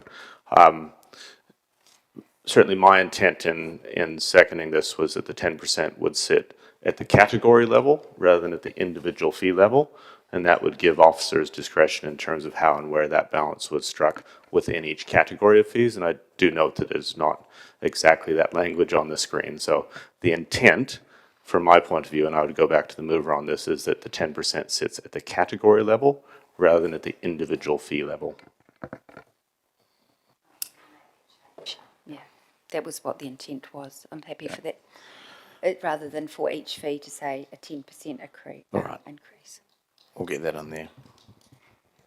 Okay. Councillor Isabellan, do you want to speak to it or not? No. Okay. Councillor Wood online. A question in light of the clarification by officers that this is at 100% already with a 7% increase. I appreciate for the items where we're not at 100% recovery that there's, I guess, space to move the proportion which is rates and the proportion which isn't. But given we're at 100%, are we allowed to charge more than that? Are we allowed to charge 103% recovery for trade waste? As you say, making a profit, like, is that legal?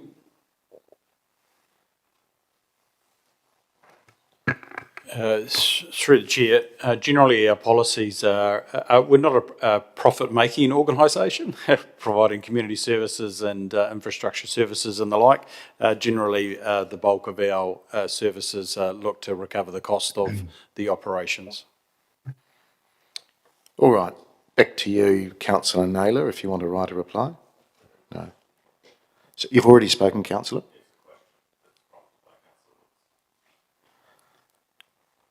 It wasn't asked of you.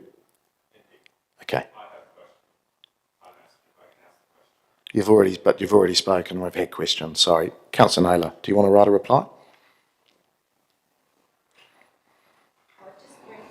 Just briefly to acknowledge the comments that have been made, and I'm happy to. Well, it's probably too late to remove that for this item. I think the overall comments probably relate to. More directly to other items in this paper. So I'm happy to leave it to the vote, but understand that what we're trying to seek here is cost recovery. And if that's not needed for trade waste, then I'm happy to accept that perhaps this isn't the right one to test this on. So I'll just leave it there. Okay, thank you, Councillor. We will vote. So we're voting on the amendment first.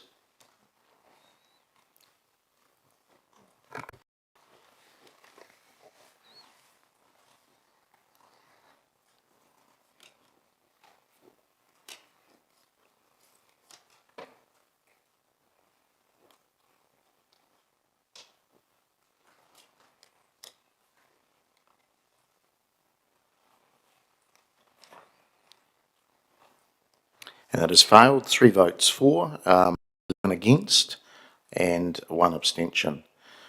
Okay, we'll go back to the substantive of trade waste.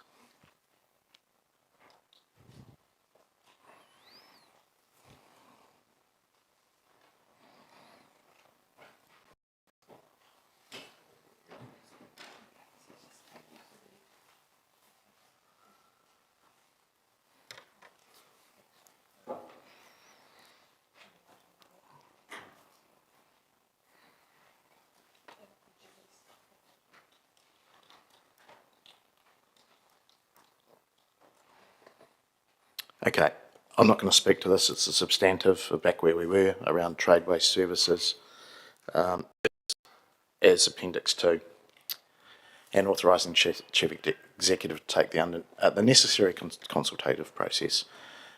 Is there anybody else that wants to speak to this? There being none, we will vote.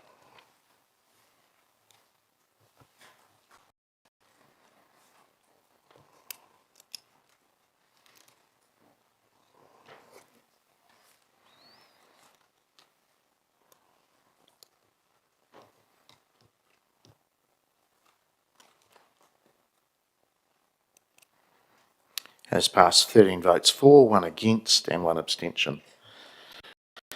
Okay, councillors, I think we just might have a break there because I can sense this will go on and on and on. So we'll break and we'll be back in the chamber at 11 o'clock. Thank you. For those online too.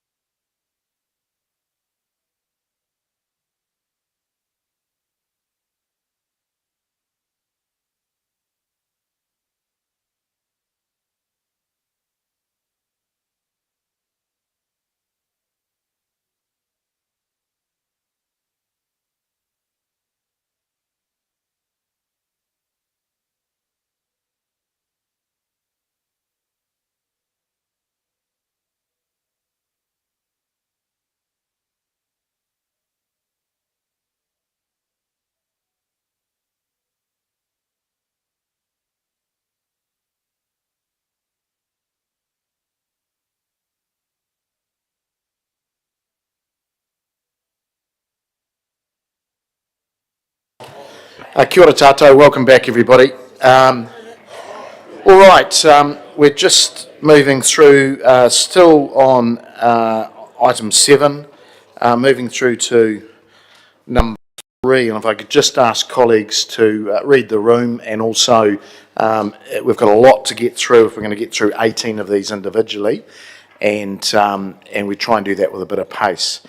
So this is around planning and miscellaneous that councils agree for the consultation, the statement of proposal and the associated summary of updated fees and charges for planning services, miscellaneous services from 1 July 24 as attached Appendix 3, and authorise Chief Executive undertake the necessary consultative process.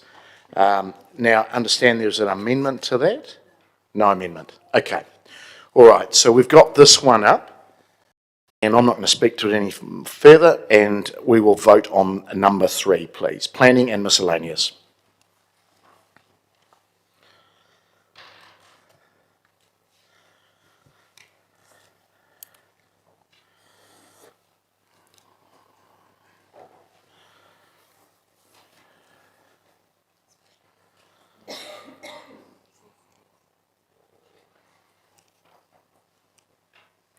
That is passed, 14 votes for and 1 against.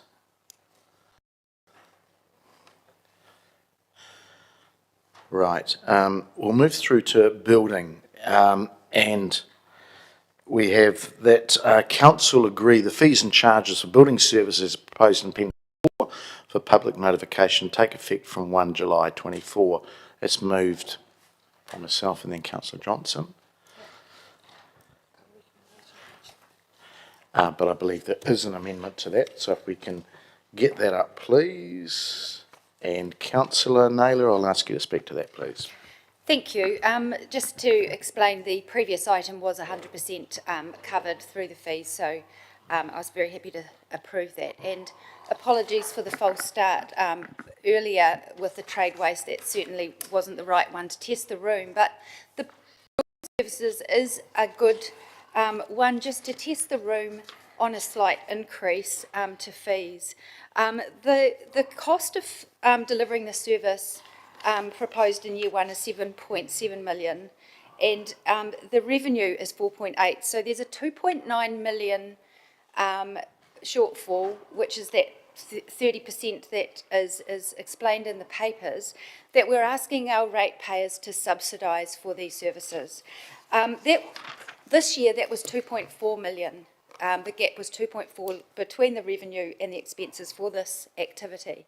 So we're asking an extra $500,000 from what we currently have asked our ratepayers to what's proposed in year 1 to provide these services. The policy setting is outlined at 60 to 79%, and the revenue that's proposed as attached in our papers meets 70% fees and charges for providing that service. What this would do would be lift that slightly so that 2.9 million that we're asking the community to subsidise this, so that would be slightly less. I haven't worked out the maths, but it's going to be slightly less than what we ask our community to subsidise. This is services that I believe should be mostly paid for by those who benefit. And that's where the policy setting has been determined to be 60 to 79%, because there is some information sharing and other services that is of the more wide benefit to ratepayers. But what we're seeing, if we go down the track of only supporting a 7% increase in this area, what we're doing is asking those who don't use those services to subsidise more than what they currently do for those services to be provided. I'll leave it there for the sake of time. I hope that does explain the intent of this amendment. Councillors, I'm not going to vote for this amendment, and again, there are a couple of reasons. Again, all on evidence and officer advice. I have a lot of building companies that come to our doors, and our fees again are in that mid to high range here already. I differ quite considerably from councillor Naylor in the sense that we are already meeting that mid-range of the policy, but there is some public good to planning. Absolutely. You look around our streets, our design, our planning aspect, urban design, and that does have to be borne by some fees have to be, or some percentage has to be borne by the wider community. So again, this is a charge or a fee for a service. It's not a revenue grab to try and make up that rates imbalance that some of our members think exists. So I ask you not to vote for this. Thank you. Are there any other councillors you would like a right to reply? Oh, yeah, certainly I don't see this as a money grabbing, but I see this as us trying to recoup the appropriate level of fees from those who use the services, and asking the ratepayers to subsidise an appropriate portion. If this amendment is supported, we will still be within that bracket of 60 to 79% of the medium to high user fees as opposed to ratepayer subsidised. So it wouldn't change the actual setting, but would just lift a little bit more appropriately to align with what I think is a fair ask for our community. All right, thank you, councillor. We will now vote on the amendment.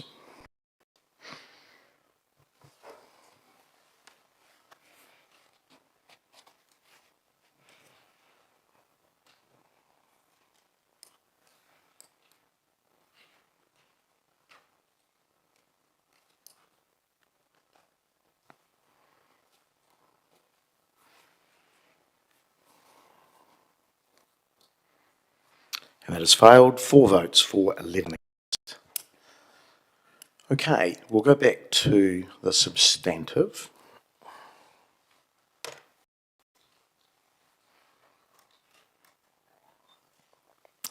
And this is around council agreeing the fees and charges for building services as proposed in Appendix 4 for the public notification to take effect from 1 July 2024. We'll just vote, please. And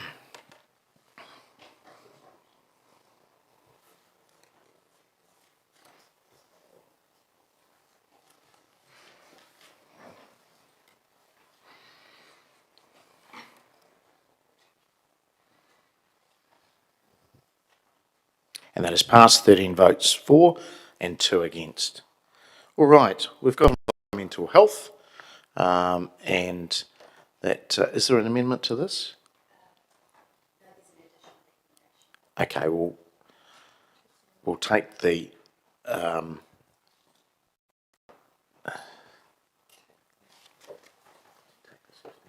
Yes, yeah.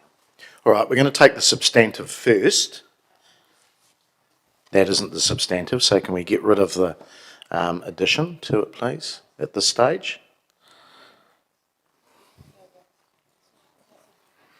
So I'll read it out. This is around the council agree the fees and charges for environmental health services in terms of Regulation 7 of the Health Registration of Premises Regulations 1966 as proposed in Appendix 5 for public notification take effect 1 July 24.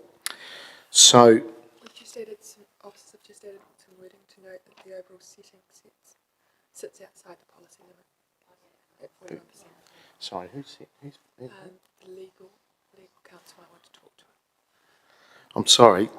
See, officers have just added something in. What's going on?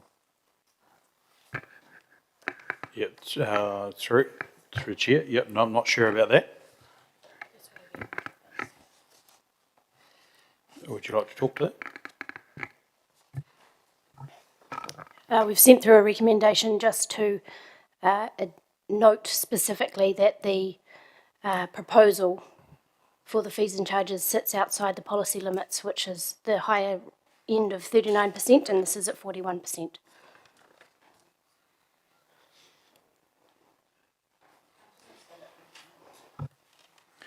Okay. we've done this for this one, but we're not doing it for every other one. Sorry, I've been sidelined there. I didn't realise that was coming in. Okay, so again, that environmental health, the council agree the fees and charges for environmental health services in terms of Regulation 7 of the Health Registration of Premises Regulation 1966, as proposed in Appendix 5 for public notification, take effect from 1 July 2024, noting that the overall setting sits outside the policy limits at 41%. Councillors, councils were actually started 150 plus years ago around public health and the health of its people. And again, I think there is quite a lot, again, in that public good space here. You need to be able to trust the eating or the food premises that have a licence, also to have a decent licensing system with alcohol. And the whole environmental health aspect is quite important. If that breaks down, your city's got a problem, or your district's got a problem. So I'm happy to take the officer's advice on this and seek your support in this as well. Councillor Johnson. Thanks, Mr. Mayor. Just in light of the additional sentence that was added in there, I've just got a question for staff. So on page 56, it says, for 22-23, environmental health revenue represented 27% of operating expenses, which was within the target policy band. Budgets for 23-24 and 24-25 assume user charges of 31% and 41% respectively will be achieved. So does this make it higher than the policy limit?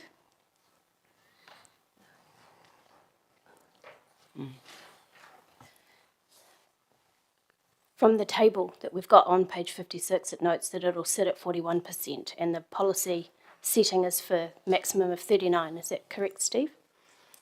Yep, that's what it says in the table. I'm just double checking that. That's my understanding. I believe, sorry, through you, Mr. Chair. I believe that is correct, that the current year is 31% that we're in now, and the year in question will be 41%, which sits slightly above the... Okay, so why are we outside the policy setting then? Is it because the blanket 7% has been applied? Mr. Chair, Mr. Mayor, the figures are moving around quite a lot through the budgetary process, and it's right on the margins of the policy settings in my mind, and so that's why in the papers I suggested that there'd be no change, well, not in the papers, in a query, that there'd be no change to the overall policy. I guess I wasn't aware that this addition was being requested, but there is a requirement in the legislation which talks about if the council makes a call that's outside of its policy, then that should be noted in the reason for it. So in my view, it's appropriate to note it. It's a minimal change, minimally outside the policy. Okay, thank you for clarifying that. Would it be clearer to say, noting that the overall setting sits above the policy limits of 41%? Because outside could be interpreted that it was below the policy limit. Yeah, it's certainly above the policy limit at the moment, yes. Okay. Well, okay, thanks for the questions. I mean, I'm not going to waste anybody's time by talking. Okay. You all know what I think. Yep, Councillor Naylor. Yeah, thank you. I'm happy to support this as proposed in the appendix. However, when reading this appendix, it did really strike me that the policy intent didn't seem to align really well with the setting that we have endorsed previously. And I mean, I guess it's reflecting on the process. It's a pity that we having to do this separately from the finance policy. But the outline in the paper is that the businesses are the major beneficiaries of this activity and should bear a significant portion of the cost. However, I think even 41% is probably not a significant portion of the cost when that still leaves 59% for general rates. When I think about, so I'm just explaining, I do have an additional recommendation. Do you want me to speak to that now, Mr Mayor, or do I wait? No, speak to that if this fails here. No, it's an additional recommendation. So, okay, perhaps I'll speak to it now just to make it a little bit more straightforward. So the recommendation is seeking to make a change to our revenue and financing policy to make this as a medium setting, which is 40 to 59%. I think that more appropriately aligns with the fees that have been set and does more appropriately align with the intent of this policy as outlined in our papers. Had we had this information when we were endorsing the finance policy back in February, perhaps we could have done it then, but as the officers said, they said we can do that now, and I think it makes more sense to do that now. It then aligns our fees with our policy, and I think it makes sense that policy drives the fees, not the other way round. But in looking at the intent of this policy, I think it makes sense for us to consider moving that to a medium setting rather than the low medium setting that it currently sits at. Okay, we've got the additional recommendation, which we'll go through after this, but we'll vote on number 5 first, and then we'll come back to the additional recommendation. We'll call that number 6. So we're just voting on number 5 first, please.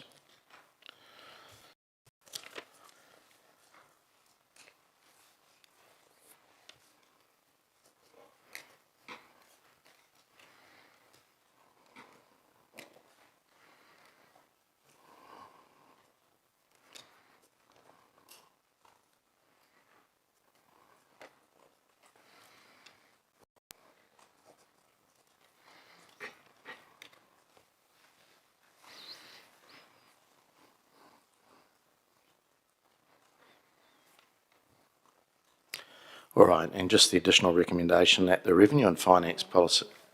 Oh, sorry, I haven't called out the result. It's passed 13 votes for and 1 against, and 1 abstention. All right, additional recommendation that the revenue and finance policy funding source proportion of operating costs be amended for public health to user fees and charges. Medium 40 to 59 and general rates medium 40 to 59, as Councillor Naylor has spoken to.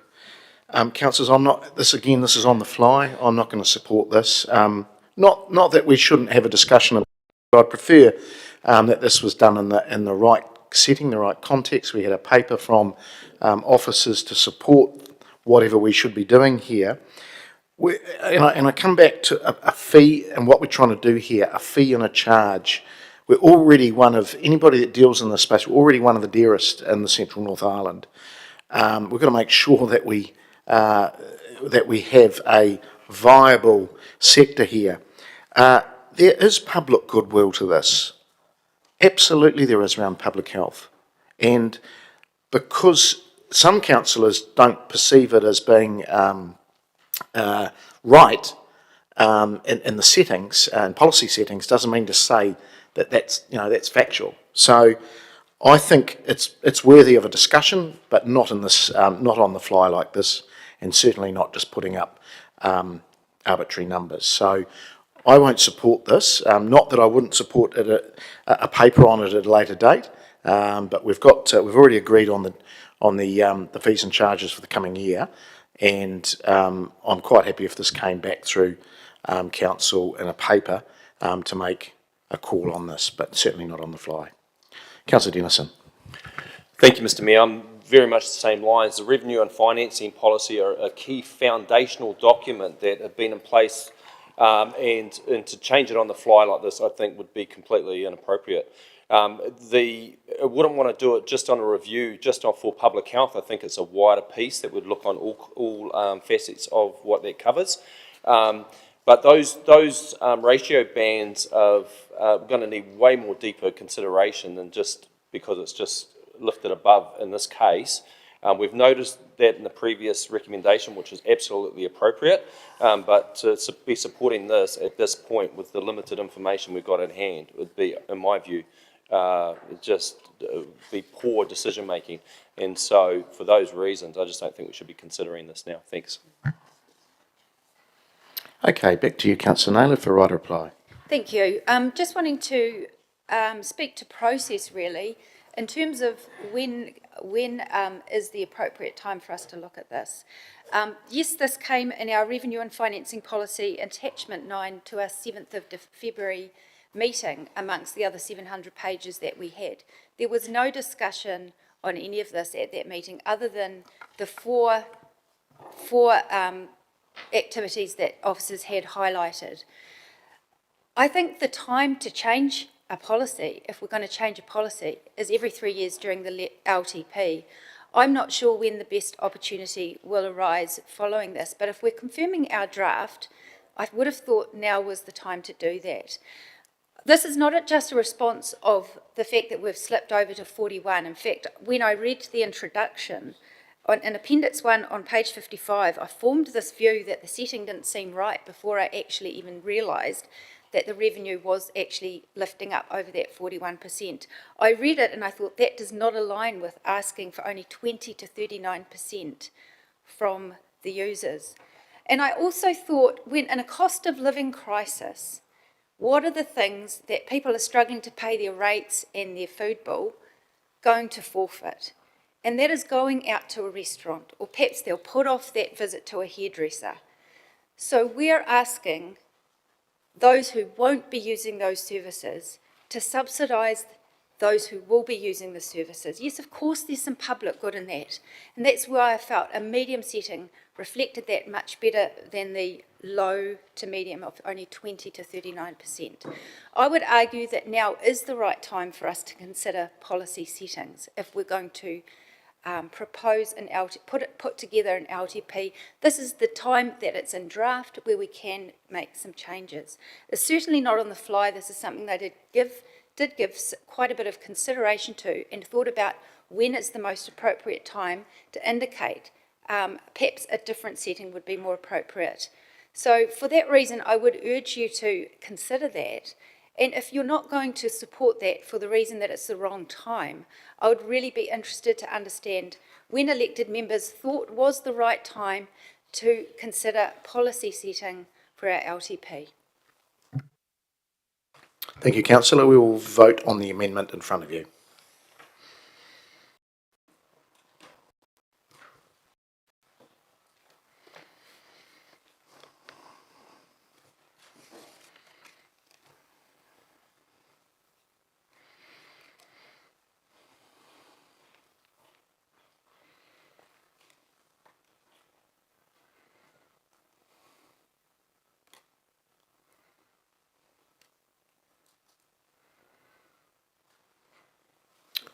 And that has failed. 6 for, 8 against and 1 abstention.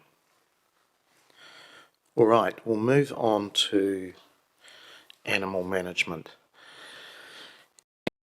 This is around, first of all, is there an amendment to this? There is. Okay, well, perhaps we get the amendment up first.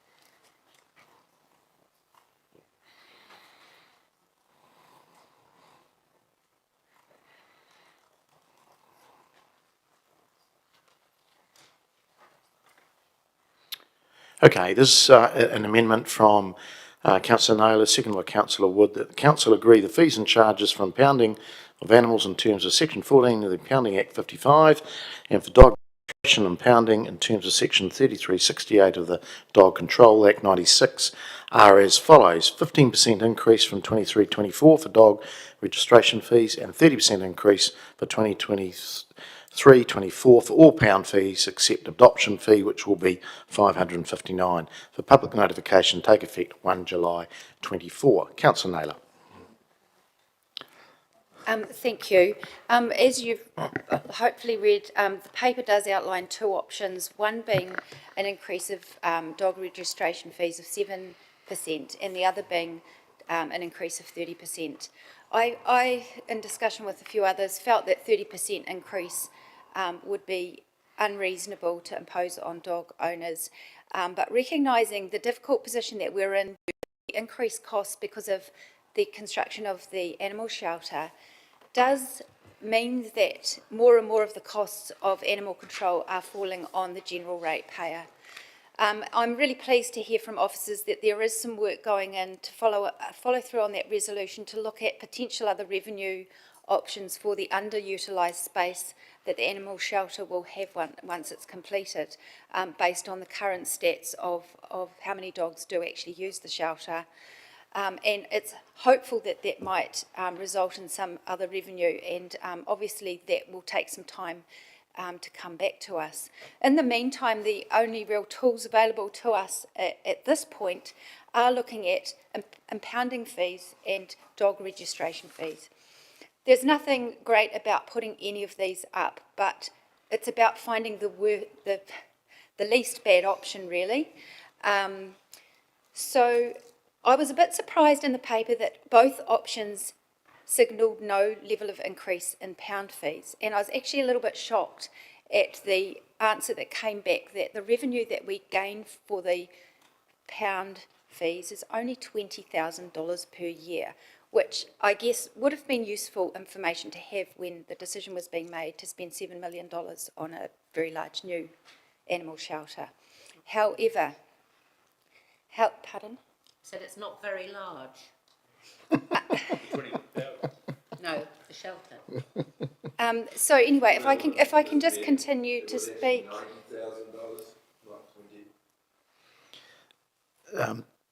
Sorry, Councillor Finlay, what was your point of order? Point of order is 90,000, not 20,000. 300 by 300 is 90. Okay, I'm not sure where that is. I'm but not anyway. sure what Councillor Finlay's referring to, but the questions that were circulated, the answers to the questions that were circulated to elected members yesterday on how much revenue do we get from the pound fees, the answer was 20,000. So you can see that in your email from Hannah at about 5 o'clock yesterday. 30% on those is actually a very small amount of increase. It's only about $6,000. Yet it's a bit of a token gesture to lift where the actual costs should probably lie, and that is for those dog owners who do end up having their dog needing to go to the pound for whatever reason. The rehoming or the adoption fee that's outlined in the papers, I'm comfortable with that being $559, and that would remain as proposed. The other answer to the questions that were provided yesterday indicated that if dog registration fees went up 15%, that would add another around $100,000 revenue. So all up, this would subsidise what is falling on the ratepayers in a much more heavy way going forward. It would just lift that a little bit, $106,000 additional revenue that we're not asking for those ratepayers to pay. There's three groups of people in our community. There's people who don't own a dog, there's people who do own a dog and they never use the animal shelter, and there's those who own a dog and do end up having their dog in the animal shelter. My view of looking at the pound fees were that some of those were quite low, particularly the nightly rate, etc. Obviously, we'll need to be consulting with this as a part of our long-term plan, and I don't think any increase will be desired by dog owners. However, we do have to consider how much we ask those who can't afford to own a dog to subsidise those who can afford to own a dog. And for that reason, whilst it's not ideal, I am proposing what is a little bit of a middle ground between those two options in the paper is a 15% increase, as well as lifting those fees related to the pound slightly. Councillor Johnson. Thanks, Mr. Mayor. I won't be supporting this, Several points to make. Try and make them quickly. The first one is that we've already asked for a report on how we can leverage other forms of revenue to help with the costs of the new animal shelter, and that report is yet to come back. Staff are doing that work at the moment, so it seems to me premature to be putting in a much higher increase for animal control before we actually know whether we might be able to mitigate some costs elsewhere. Secondly, we have a statutory obligation to provide an animal shelter, and for that shelter to be compliant with the Code of Welfare for kennelled dogs. It's not the responsibility of dog owners to pay for statutory obligations of the council. If there were no dog owners in the whole of the city, we would still have a statutory obligation to provide pound services. So I really object to the additional costs for the animal shelter being fully loaded onto good dog owners, because as I think we established through the questions, they are rarely the ones that use the pound anyway. Thirdly, there's unintended consequences of raising fees, which I tried to explore with Ross. The first of which is that fewer people register their dogs, fewer people choose to own a dog, and consequently, there's a risk that the operating expenditure that's required to cover those services may not be covered. So although you might put the fees up per animal, the total amount of fees may well be less. There's also the unintended consequence that if you raise pound fees, that people choose not to pay to release their animals from the pound.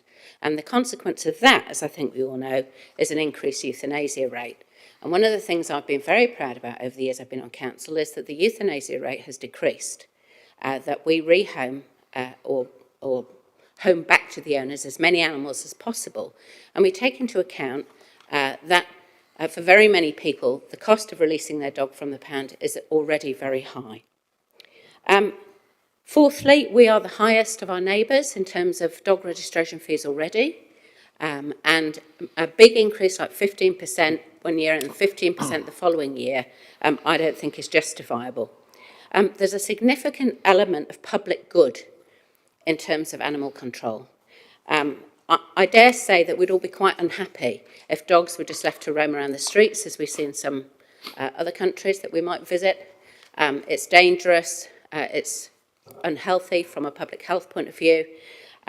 So there's a significant element of public good, and I think it's unreasonable to expect responsible dog owners to take the full responsibility of that.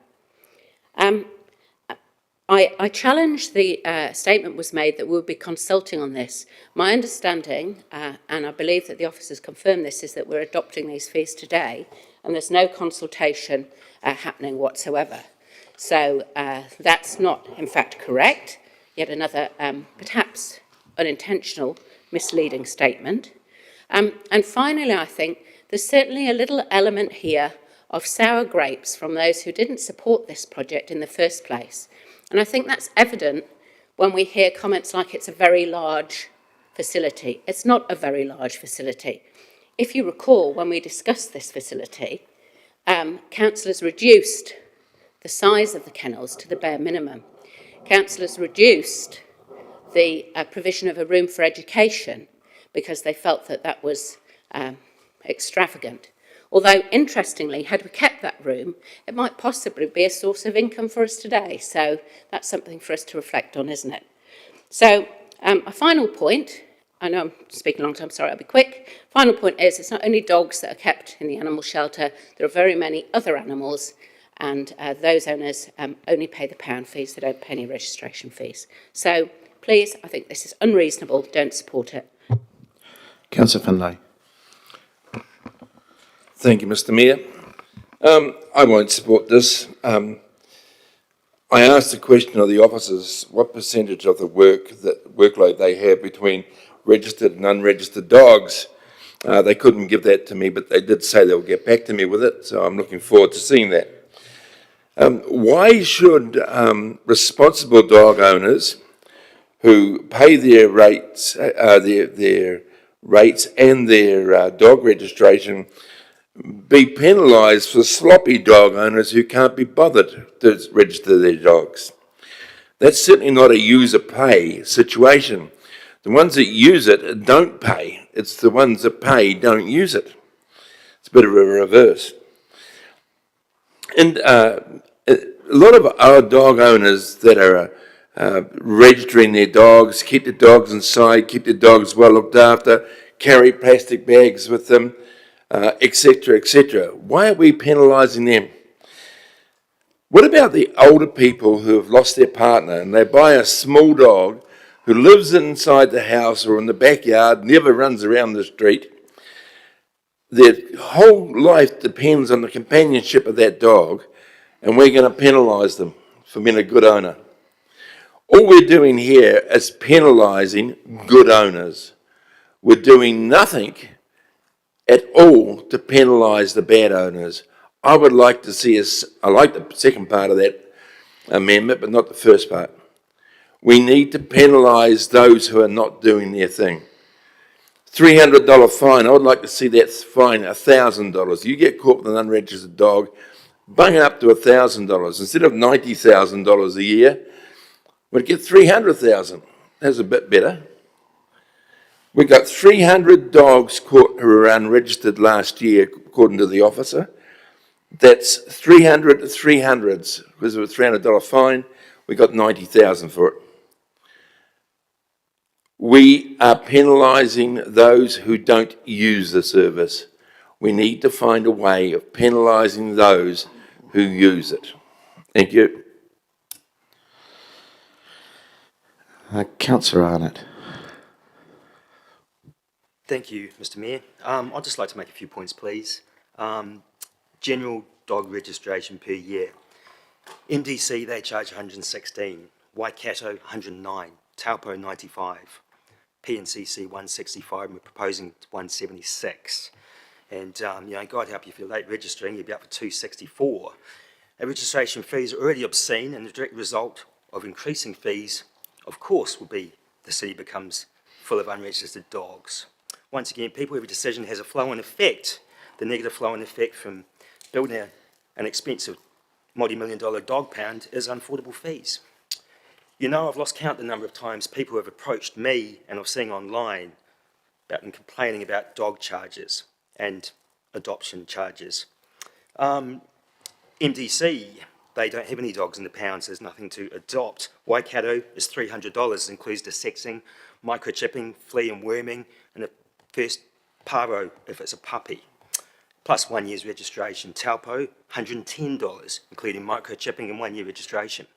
PNCC, $559. But it does include 1 year's registration, which it didn't earlier.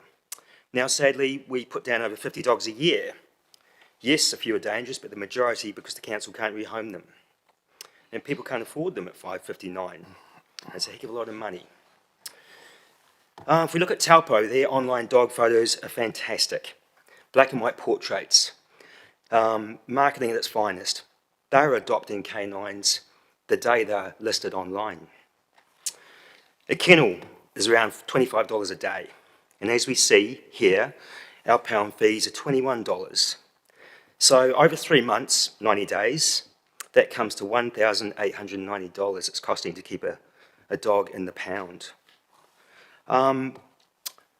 Plus whatever it costs to put the animal down. So let's say $2,000.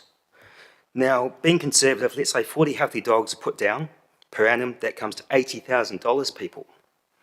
I guess you can see where I'm going from here. It's not rocket science. I certainly won't be voting for increasing charges, and that's all I've got to say. Thank you. Before I come back to you, Councillor, to reply, look, I can't support this. Sorry, I've got Councillor Wood as well, and I'll come to you in a moment, Councillor. Look, this has been driven from some policy settings which, to be really honest, are wrong, and I think they're quite well evidenced. We may be able to correct that, or in a few recommendations' time. And I think that's driving things too. There is a connection there around the build and the operations of animal management, and they do have to be separated.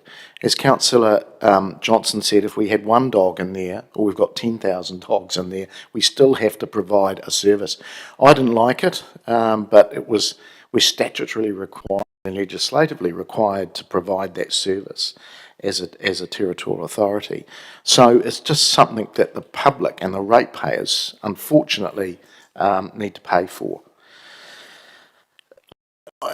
Councillor Finlay talked about the pound fees, and look, I don't disagree around that, but Councillor, it's really hard. How do we collect those?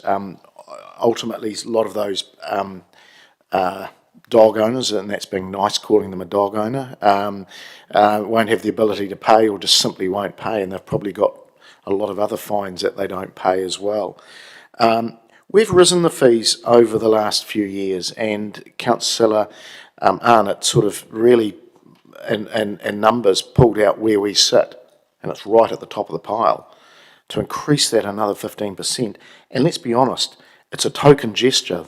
That was actually commentary from one of the councillors that, you know, it's not going to turn the dial much, but man, are we going to cause World War III amongst dog owners in this town, in the city. So, look, councillors, I would vote this down. Let's look at a more realistic fee increase that can be evidenced. Even then, we're still the dearest in the Lower North Island. So I can't vote for this, and I don't advise you to either. Councillor Wood, online. Thank you, Mr. Can you hear me all right? Yes. Oh, look, I just want to start by saying that the cognitive dissonance here from some councillors is remarkable. So we were getting 92% cost recovery for dog pound services and for this provision in 2018 and 19, 89% in 2020/21, 88% in 22/23, and now we're sitting here saying recouping 61% is too much. That's just absurd. That's a ridiculous argument to make. We all sat here and took the money when it was 88 or 91, but now we're saying, oh, well, 61% is too much to recover and the community needs to subsidise more. We happily accepted it 2 years ago when it was 88. So I just want to put that argument to the side. I don't think that is an approach. Well, certainly one that you can make, but I don't think it's. I think it shows a real change in approach from councillors when we're saying, oh, well, that was too high and we shouldn't have been recovering that much. That's what we've been doing historically, and that's where we're at. I want to talk about two things. One, around the registration fees, where councillors have said, oh, well, why should we be punishing the good dog owners? And they've said that good dog owners are really the ones who use the pound. Well, you know who else really uses the pound? The people who don't own dogs at all. The people who don't have any use of it. So what do you get for registration fees? Well, if I register my car, what do I get for it? Well, nothing in particular. I might be paying for roads that I never use. If I get a gun license to register my gun, what do I get for it? Nothing in particular, but I get the right to own a gun. And so I've got my small dog sitting here next to me. What do I get for paying my registration for a dog? I get to own a dog in this city. That's the registration model that exists across the country. You're not paying for a service, you are paying for a registration. And so, yes, getting access, there is some degree of public good, but I didn't hear when we were getting 92% that 8% public good wasn't enough. And so, do I think 8% might not be enough that the public should be paying? Perhaps. But do I think 39% is too much for public to be paying? I certainly do. And so this gets us to a position where we might have, say, 65% covered by fees and charges. To Councillor Finlay's point, quite correctly, is that people who are in dogs that are in the pound should be paying more, and that's why Councillor Naylor and I have put forward that 30% or a 30% increase for pound fees. And can I give you an example of that, given we're throwing some figures around? So at the moment, if I want to go away on a holiday, it is cheaper for me to get my dog put in the pound for a week than to take it to any commercial operator.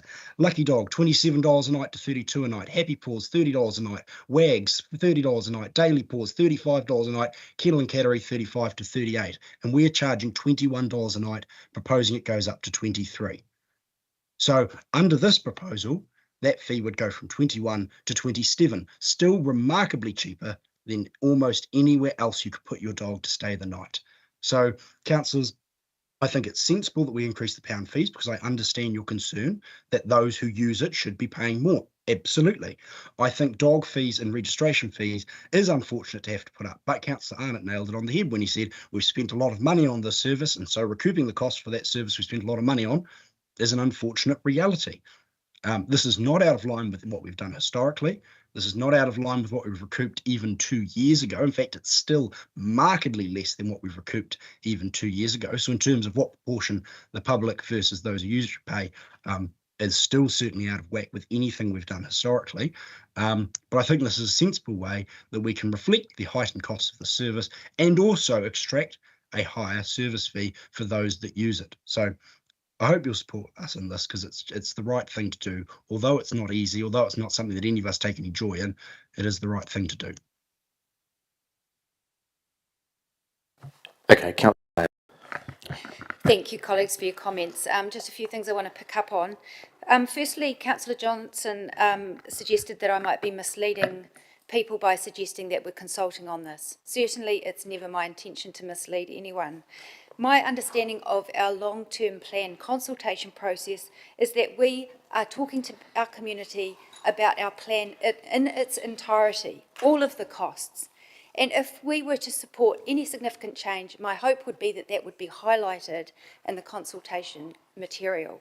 I recognise this is not a separate consultation process in its own right, but absolutely the engagement that we're about to embark on with our community is very much asking about all of our costs, including animal charges. Just responding to the comments by Councillor Finlay and a few others who suggested that they would be interested in increasing the pound fees. I just want to point out that both options in the paper do not propose that as an option. There's 7% a roundabout increase in both of the options. The numbers are exactly the same in both of the options for the pound fees. I would urge you that if you had an interest in looking to increase pound fees, and if this amendment fails, that you would propose that as an amendment, because I cannot, under standing orders, propose another amendment if this one fails. That is the limitation of the option A that we are operating under. I'm not hearing other people put options on the table. They complain about the options that people do put on the table, vote against them, but then never put anything else constructive on the table to consider. That's disappointing to me. That aside, I recognise that none of this is pleasant. None of this is probably that palatable to the community to put up fees. However, I think it's more unpalatable to be asking more and more from our community who probably can't afford it. Those people in our community who can't actually afford to own a dog are being asked to subsidise more and more for those who can afford to own a dog. And for that reason, whether it's more than our neighbouring councils or not, those are the actual costs that have been incurred by the way that we have managed this activity. So I would urge you to consider this. It's certainly not the end of the story if we propose this. If we heard from our community a different way, then that would certainly be an opportunity through the long-term plan. I definitely think that waiting for those other options will be good to hear in terms of other revenue, but at the moment these are the only mechanisms in front of us as options. Okay, councillors, we've got the amendment in front of us. And I ask you to vote on the amendment only, please.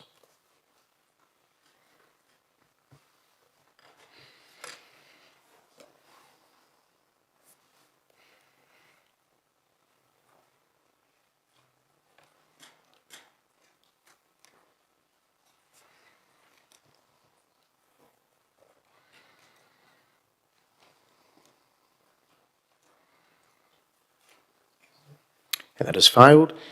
Votes 4 and 10 against. All right, we'll go back to the substantive.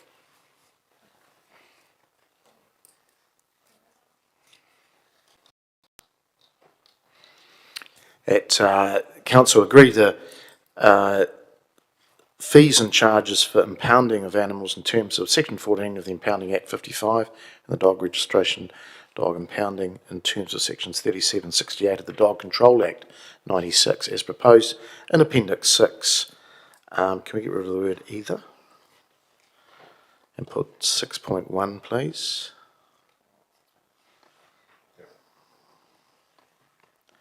For public notification, take effect 1 July 2024. That's moved by myself and Councillor Johnson. Councillors, I'm not going to speak any further to this. I think just one thing. Some of the numbers have been skewed a little bit because of the animal shelter and in terms of percentages. And again, as I said in my original comments, that's around timing. The operational side and the shelter itself do need to be separated in that aspect. So I'll ask you to vote for this, please.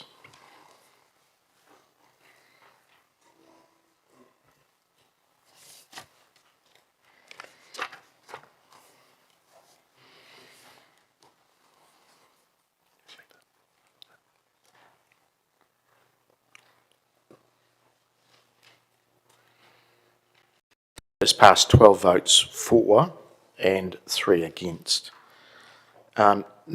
Number 7 is that if 6.1 is agreed, that Council amend the draft revenue and financing policy to include a change to the target revenue band for fees and charges for animal management from high 80 to 100% to medium high 60 to 79%. I'm happy to move that, seconded by Councillor Johnson.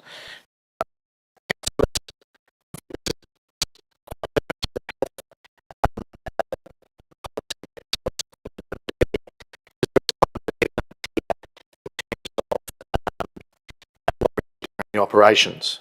I'm not talking about the animal shelter, I'm talking about the operations of the organisation. And it's clear we can't keep, we're already at the top of the band, considerably at the top of the band, and we just might need to look at what we're setting in terms of policy to give ourselves some understanding of that. I think that would then solidify our thinking around what we believe fees and charges should be. We are driven by policy a lot on this, so we should be probably getting that part right. I'll open it up now for any comments. Councillor Johnson.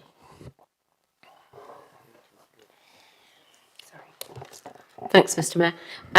I was just going to suggest before you moved on to this item that given that there's been no substantive support for the amendments up till now, that maybe we could consider taking the rest of the amendments, the rest of the recommendations together to save time. But anyway, that's in your hands. Just to speak to this one, I think we need to be realistic when we're setting policy about what's achievable. Just at the moment, it's not achievable for us to meet the 80 to 100% band without unreasonable increases to dog registration fees. And so, given that, I think we should be realistic about where we expect the cost recovery to sit. So this really is much more about, I guess, aligning our policy with what we're actually doing. It still leaves room, I believe, for additional income to come through other ways once that report comes back. But I doubt even that would take us above the 79%. So things have changed. I think in the previous debate, Councillor Wood raised the fact that we should have been complaining about this before. Well, things have changed, situation has changed, and we need to be realistic about where our fees and charges sit. So I would ask you to support this, please. Councillor Naylor. Thank you. I won't be supporting this resolution, but if it fails, I'm happy to move that Council retains the target revenue band for fees and charges as high setting and agree to operate outside of the policy until such time as Council receives the report with options to obtain additional revenue for this activity. I did tease this out a little bit in the questions, and the officer recognised that perhaps this was, I think this is premature for us to change the policy setting when we've asked officers to come back with a report with options for additional revenue. And in the questions that you will have seen that came through last night, some of that work is underway, and that will take time before it comes back to us, but certainly that is being pursued by officers, which I'm pleased to hear. I think it would be premature for us to change the policy at this point when we've given that direction and yet to get that advice back.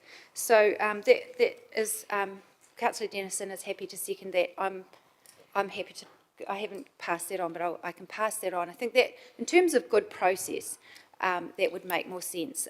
Similar to the resolution that was passed a few weeks back for the social housing, where we agreed to operate outside of the policy until such time as we had further advice back on different models for that delivery also.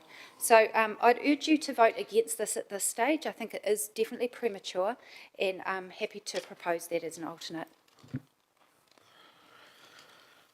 Councillor Dennison. Thank you, Mr. Mayor. Very similar to a previous item or amendment that was put forward around altering the bands, the revenue targets for different activities, and we called it in that debate on the fly. But on this one, we're saying, oh no, it's fair and reasonable and everything else. And I'm just saying, actually, I don't think it is fair and reasonable and everything else. I could have used that argument on the previous one, but I think this is a foundational position that needs more deeper consideration than moving this here for convenience. And in the other recommendations, we were noting that it sat outside the revenue policy band. And then this one, we want to be silent and kind of do it. So the consistency is, there's no consistency. And so in the amendment, it actually says that we hold the position and then we note that the decisions thereafter are outside the policy. And I think that's consistent. I think that gives us a chance to review every one of these activities and whether they sit in the current revenue band or not, and actually have information accordingly. What Councillor Naylor's also included in her comments was that this has been requested to find out how we can keep within the band. The information has not been reported back to us on initiatives or application on how that may be possible, even before we make this decision. So I think we need the information reported back before we even go altering and fiddling with this for convenience. Thank you, Mr. Mayor. Councillor Barrett. Thank you, Mr. Mayor. It's good to see that yourself and Councillor Johnson are seated, because you may be surprised to find that I've actually found something in this report that I can support. I think, counter to the arguments that have just been presented by Councillor Dennis, I do think actually this has been quite well signaled in advance. I can remember a number of the long-term plan discussions, including in this chamber. I think we've explored, to the extent that we can, whether it's possible to separate the capital cost from the operating cost, and I think we've had a clear answer back that unfortunately that is not the case, and I think that's fundamentally what drives change here. I look forward to that report coming back that gives us options, but I think the reality is we are so far outside of the band. That report would have to tell us how to grow money on trees if we were actually going to get back into it. And I don't think the report's going to be quite up to that standard. I think the reality is this does need to be reset. It's been well signaled. It is absolutely not on the fly. And it's a perfectly reasonable way to proceed. So we'll be supporting this. And I think perhaps the first time today. Thank you. Thank you, Councillor. Just quick right of reply.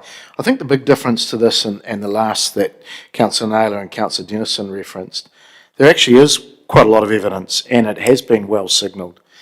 We haven't met this policy, and despite some of the numbers quoted online by Councillor Wood, we've got to be careful we don't mix up the building and the operational side. We're already the dearest, or one of the dearest in the country. How are we going to keep within that band? We can't. Let's be realistic. Absolutely realistic. It's a service we've got to provide.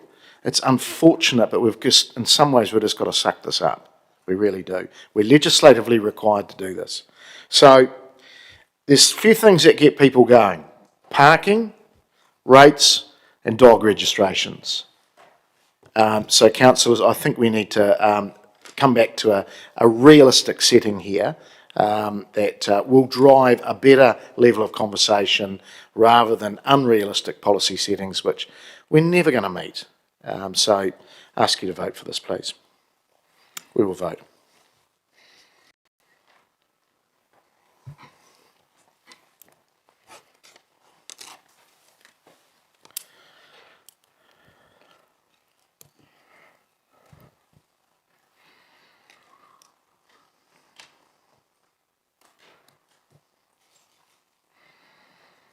That is passed, 12 votes for and 3 against.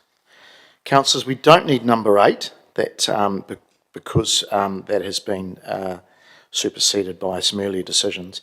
I'm now going to put to you that in reading the room and just having a look at what has happened over the last couple of hours, that we take the rest as substantive, so 9, 10, 11.1, where we, the top increase there, the 11.2, 11.3, 11.4, number 12, number 13, number 14, number 15, number 16, number 17 and number 18 as a substantive. Again, Councillor Johnson has seconded, I've moved it, and I'm not seeing people putting their hands up saying we're going to separate this all. So councillors, I'm not going to really speak to much other than the one that's probably got a little bit of contention is around the resource recovery, around the rubbish bags. That's probably the other one that gets some people going. But look, in realistic numbers, this is what it's costing us. We've got to do something in this space. A few questions were teased out of the officers around fly tipping. That is still a risk, I believe, but look, I just don't think we've got a lot of options there. The rest makes sense. In terms of parking, I've been down to Wellington advocating for us just in recent weeks and days, and I can tell you, parking in Wellington compared to Palmerston North, it's night and day. But actually, when you look at the officers' report, we are the cheapest city, probably in New Zealand. So I think our costs around that are reflective too of needing an increase. So look, I'm happy to move that. I know we've got a couple that want to speak to it. Councillor Johnson. Thanks, Mr. Mayor. I mean, I'm broadly supportive, but I did just want to make a comment about the rubbish bags. I have in the past proposed that we try and hold the price down, and certainly we did agree previously to have a less of an increase. I think it's a very difficult area, but the reason that I'm supporting it now is we did do a trial, I think last year, if I remember rightly, on providing free rubbish bags to see whether that made much of a difference in terms of contamination of recycling and other things. It seemed not to. And so that being the case, I'm inclined that we do charge the cost recovery cost for the rubbish bags. I don't really think we can justify a significant subsidy to this any longer, given that it doesn't seem to impact on recycling contamination, and according to the officers, there wasn't much of a change in fly tipping last time it was increased. So it is with reluctance that I support it, but I will be prepared to support it this time. The rest I'm fine with.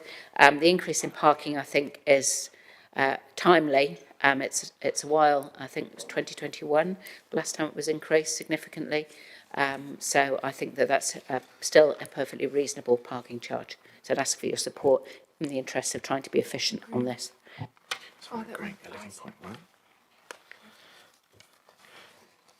Councillor Hancock. Yeah, thank you, Mr. Mayor. Yeah, substantially agree with Councillor Johnson's observations around the rubbish bags. I suppose the point I'd just like to caution, I guess, around this is that we haven't really sort of considered the implications for public health. We may find some unintended consequences in our poorer neighbourhoods around the city.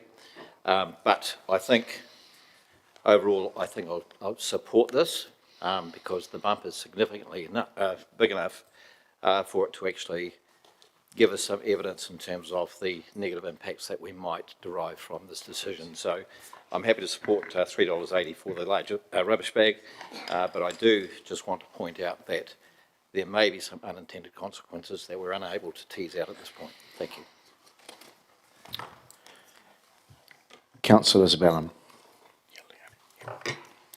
Thank you, Mr. Mayor. Yeah, likewise, I will support the cost recovery option for rubbish bags, but just in relation to unintended consequences, I think that a lot of that is supposition at this stage. We don't have currently a lot of evidence to demonstrate causality with the cost of our bags, but I did want to note that we are proposing in year one of the long-term plan a full and fundamental review of our waste delivery services, and if there are unintended consequences as a result of this decision, that can be evidentially presented to us at that time, and perhaps until then we're continuing to operate a commercial service, so it costs what it costs. So I will reluctantly support that as well. Thank you. And finally online, Councillor Harpiter. Thank you. I just want to quickly say, do support it, but I just wanted to say we are going out for consultation with our parking framework on the 28th of April. So even though we're putting this parking charge up on recommendation 17, we're still going to go out to the community with our parking management framework and have a discussion with them about parking after the 28th of April, which will be a great discussion. Thanks, Mr. Mayor. Looking forward to it. Oh, yeah. All right, councillors, we've got recommendations 9, 10, 11.1A being the maximum of the rubbish bag cost, 11.2, 11.3, 11.4, then recommendations 12 through to 18. I'll ask you to vote, please.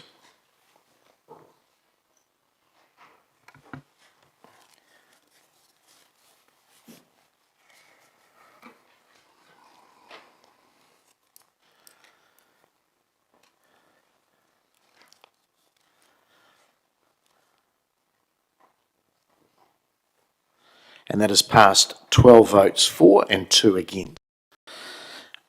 Councillors will now adjourn the meeting till after the risk and assurance meeting, but I'm going to ask the chair that he opens, because we've got a couple of urgent items that we need to get through from council. I'll ask the chair, Mr. Armstrong, if he'll open and then adjourn. We'll complete council and then we'll come back to, because I believe we can get through the rest of this quite quickly, and then we'll go to risk. So we will get back. I'll give you your full hour. So you'll come back at 1:10 and have a great lunch, and we'll open with risk, close or adjourn immediately, and then come back to council. Thank you.